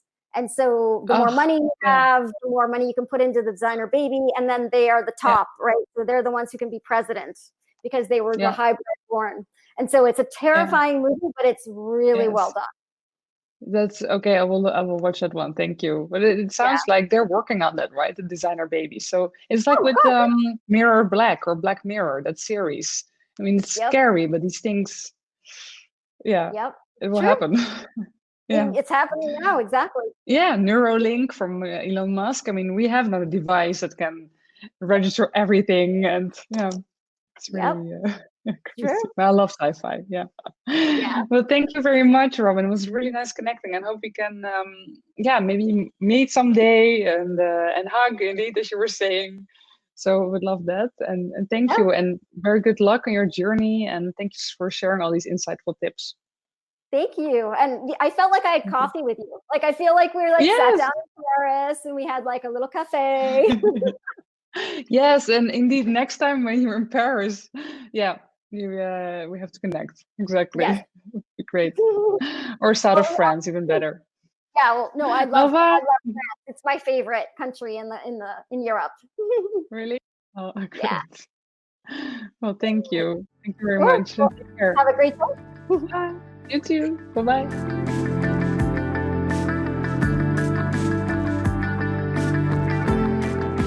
Awesome. So next up, we've got my friend Alex Shirazi, and I'm super excited for him to tell you about his Cultured Meat children's book. I heard about this a few months ago, and I just thought it was such a cool idea, and I'm loving this cow. And Alex, you can take it away. I can't wait to hear more. Great. Thank you, Shannon, for the introduction. And I'm super inspired by Robin. The book, I wrote it down, the Thought Leader Formula, that is definitely going in my Amazon cart, hopefully Kindle. So Shannon, you could see the screen with the cow that's winking. So I'm assuming my video is working properly. So I will jump right in and get started. My name is Alex, and I am a host of the Cultured Meat and Future Food podcast in this alternative protein world. And who we have here is Anita Brolux and Gabriel Gonzalez, who I'm working with on this project, which is a children's book for cellular agriculture. And we as a team were inspired by Clean Meat by Paul Shapiro, who happens to also be a speaker at this event. And through that inspiration, we thought, how can we do more for the industry? And so we started a podcast. The podcast, like I mentioned, is about cultured meat and any type of future food. We were really thrilled to get really amazing responses from folks in the industry about this podcast. And so now we've grown to over 60 episodes, a couple of them that I'll be highlighting in this talk today. And finally, we use that podcast platform to realize that there is a need for folks to get together in person. And so this year we hosted the 3rd edition of the Cultured Meat Symposium. Next year, we're planning the 4th edition, or CMS 21. So if we're talking about cultured meat, where do children's books come in? And I'd like to start, like all good creative endeavors, start this story in Berlin. So that photo is a photo of Berlin. And ProVeg, which has headquarters in Berlin, really inspired kind of our first step towards this journey of a children's book. We met with ProVeg after a great podcast episode with Julia and Jens. That's episode 25 of the Cultured Meat and Future Food Show. But one thing that was really interesting to our in-person conversation that was not recorded was this idea that the youth is the future. And so this was kind of like the first time we thought that if we're going to be making change in our food system, we have to start with the youth. And so ProVeg has a couple different initiatives that are targeting the youth. And that was really the Kickstarter. So that was kind of like phase 1. The next kind of phase for us or indicator for us, what happened actually at the Cultured Meat Symposium the first year, where we brought, there was a publisher at the booth. And there are 2 books showcased here. And this is a photo from one of the first Cultured Meat Symposium events, Gwen the Rescue Pig and Gwen the Rescue Hen and Sprig the Rescue Pig. And we saw that from a way to make the world a better place, Stone Pier Press was taking kind of this publishing for good mentality and adding that to their lineup of books. And that was a really huge inspiration, thinking that we could take this idea and apply it to a medium that is in many ways can be geared towards children. And the third kind of phase that we went into was when we were at a conference in Maastricht. And what was really interesting about this conference opposed to other conferences, and if you are familiar with Maastricht, you have probably walked or biked over this bridge. So I thought that was a really nice, iconic photo to use. But if you've been to cultured meat conferences, you'll see people oftentimes are saying that this lab-grown meat or cultured meat, we don't like to use the term lab-grown meat, but cultivated meat, cultured meat, whatever you want to call it, is going to be here in the next 1 to 2 years. But at this scientific conference in Maastricht, we had a very different response rate. And what we saw was that the scientists that were doing research, they were saying like, yeah, I think maybe in the next 10 years, we might be able to have cultured meat. And that's when kind of like this third phase kicked into gear, that if this is a technology, this future food or cultivated meat is going to be a technology that's coming out in a 10+ year timeline, we see that the youth is really the future in terms of education. And there's this idea that we could bring this concept of cultured meat to children's books, for example. That's when we kind of started kind of like sitting down and really starting this project. Now, at that conference, I was able to have the pleasure of recording an episode on the podcast with Ira. So please check out, it's episode 39. We had a great discussion there in Maastricht, I think just across from this bridge, really. And so with these three elements in mind, and by the way, the Maastricht conference is taking place December 9th through 11th. I wanted to throw a plug in there. It's culturedmeatconference.com. But with these three elements in mind, we started thinking, okay, well, what can we do to bring this idea of cell-cultured meat and apply it to the youth, who is really the future, right? If the future will be consuming cultivated meat, how do we showcase what it is at a very early age? And a children's book seemed like a good way to do that because of the fact that we would be highlighting some of the elements of this technology early on. Now, we wouldn't necessarily go deep into the technology, and I'm really excited to show a couple screens in just a second. But the story follows two children, brother and sister, Jamie and Jimmy, and they're having a barbecue, and they realize that hot dogs are always on the menu. And so what happens is that Jimmy goes to Mom and says, "Mom, where do hot dogs come from?" And so that's the tentative title of the book. And we're building out this story now in a kind of a research phase. And when you think of where do hot dogs come from, it's not something that you are actually excited about. Nobody actually wants to know how the sausage is made, so to speak. And so instead of thinking about that traditional trajectory of how the hot dog is made, the story actually goes into a deep dive of cellular agriculture. And so we kind of showcase how this technology works. We've tried to simplify it. And what you see here on the left-hand side is actually what is called the meat machine, originally designed by Jonathan Bramhar of Mosa Meat. And so we are incorporating those types of elements into a children's story. And right now we are refining the images and the text and actually taking copies of this story and showcasing to different families that have children ages 4 to 7 and really kind of seeing, does it make sense? Do they understand it? Is it interesting for them? Are the parents interested in showcasing some sort of book like this to their children? And ultimately what you'll see is that, when you ask, where does a hot dog come from? You don't get that very gruesome story. And instead you get kind of like a very interesting look into the future of what it could be to have not just cultivated meat, but also plant-based meat as the regular or only meat alternative, or not even alternatives, only meat options available.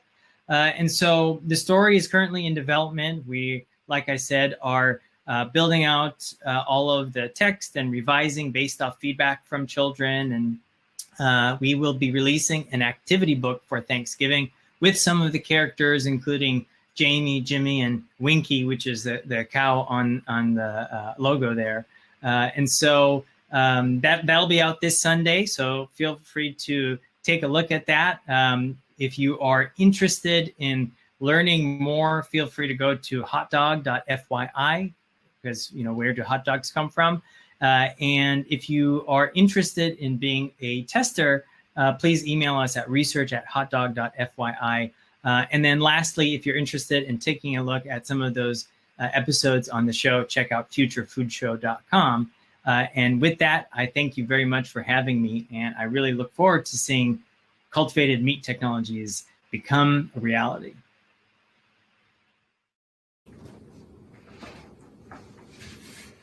To cure versus to heal.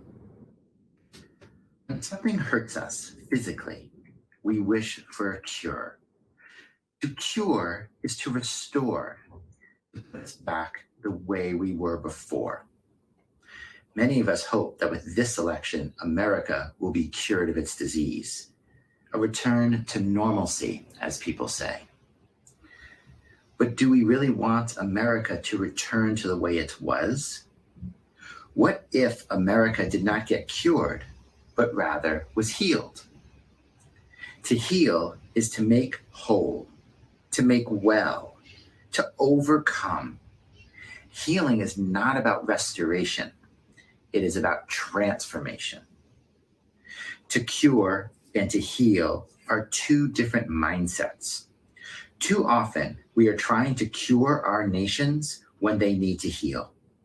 Too often, we are trying to cure our teams when they need to heal. And too often, we are trying to cure ourselves when we need to heal. Why is this the case? To heal is an archetypal feminine response. It is to admit something is wrong, something needs to change, that something needs to take on a completely new form. Healing takes place in the waters of the interconnectedness of life, which means our egos get smaller because they are connected to everything. When we are cured, we restore our egos. We come back to ourselves. We can be who we were before. When we heal, we relinquish our egos. We are changed from our experience. We behave in new ways. It is my hope that with this election, America avoids the restoration of a cure and instead seeks to heal, seeks to transform and behave in new ways. I hope that after this tearing in our global social fabric, we do not simply sew up the tear, but remake the garment. And I hope that leaders stop asking themselves how to become more powerful and more effective, and start by asking themselves how they might heal.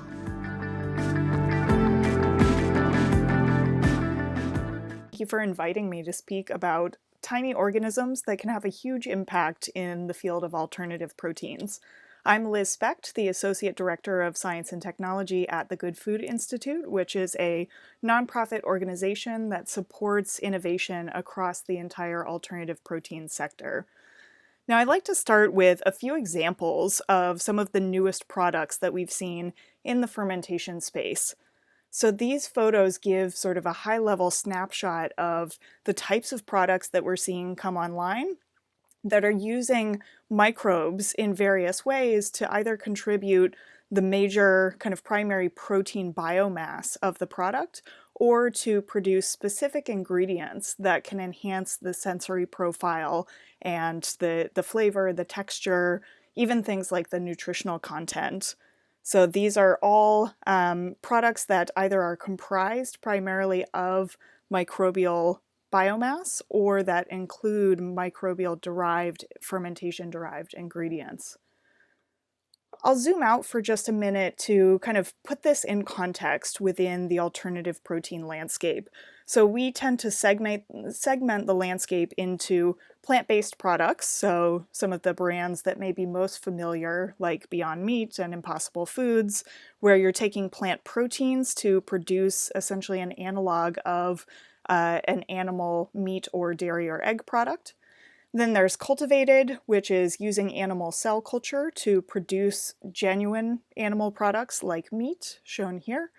And then fermentation is this third category that's actually quite broad ranging. And as I mentioned before, can include ingredients that go into products that are primarily plant-based or cultivated, or can serve as sort of a standalone production platform for novel products. So how do we define this term within this context? We define fermentation as using any microbial species, cultivating that species, either for deriving that whole cell biomass or for fractionating it and deriving some valuable fraction or high value ingredient. So within the group of microbes, that could be things like yeast, it could be filamentous fungi, it could include bacteria, or even things like microalgae. So anything that would really grow in this sort of fermenter environment, of which there are already really large-scale facilities like the ones that you see on the right there. And indeed, fermentation, of course, has a long history of use within the food industry. We think of it, of course, in products like beer and wine. Or microorganisms like yeast are used to leaven bread, to make things like kimchi and tempeh. It's also been used for quite a long time to produce things like enzymes or vitamins or flavorings that go into all sorts of products. And then, of course, there are a few brands on the market that are quite familiar, like Quorn from the UK, that have been using fungal biomass for alternative protein products for decades now. One example that I think is really concrete for a lot of people is the use of fermentation to produce enzymes like rennet used in cheese production. So the vast majority of all modern cheese production uses these types of fermentation-derived ingredients. So this is not really a new production platform. Really, we're kind of cracking to a new segment of applications for fermentation in alternative proteins. I like to refer to fermentation as an enabling technology or an enabling platform. Again, it can serve as that standalone protein source that's quite efficient and can utilize pretty diverse and potentially quite sustainable feedstocks, or it can produce ingredients and enablers that support product development for both plant-based products and cultivated meat innovators. Now, within fermentation, we can segment this a little bit further, and I'll show this just for a moment, just to highlight that among the three categories that I'll define in the next few slides, traditional fermentation, biomass fermentation, and precision fermentation, there aren't clear, bright lines between these categories. Certain products can sort of straddle the boundary or arguably lean towards one or multiple of these application areas. But these are really a reflection of the degree to which that microorganism is doing something functional in the product and the degree to which something is purified away from the whole microbial organism versus using the organism as a whole. So let's delve into these a little more. This term traditional fermentation really refers to using microbes as essentially a biological processing method. So you can take a plant-based ingredient, add a microbe that will then essentially partially break down and convert that ingredient into a form that might be more functional or more flavorful. So this, includes things like plant-based cheeses and so forth that are using fermentation in the same way that dairy cheeses do, but also includes a host of new companies that are using microbes to functionalize and improve things like the nutritional content and the functionality of plant-based ingredients. Then there's biomass fermentation. So this is really using the whole of the microbial cell to produce the bulk of some sort of alternative protein product. So you can see quite a few examples of new brands in this space. And then, of course, some old classics like Quorn, as I mentioned.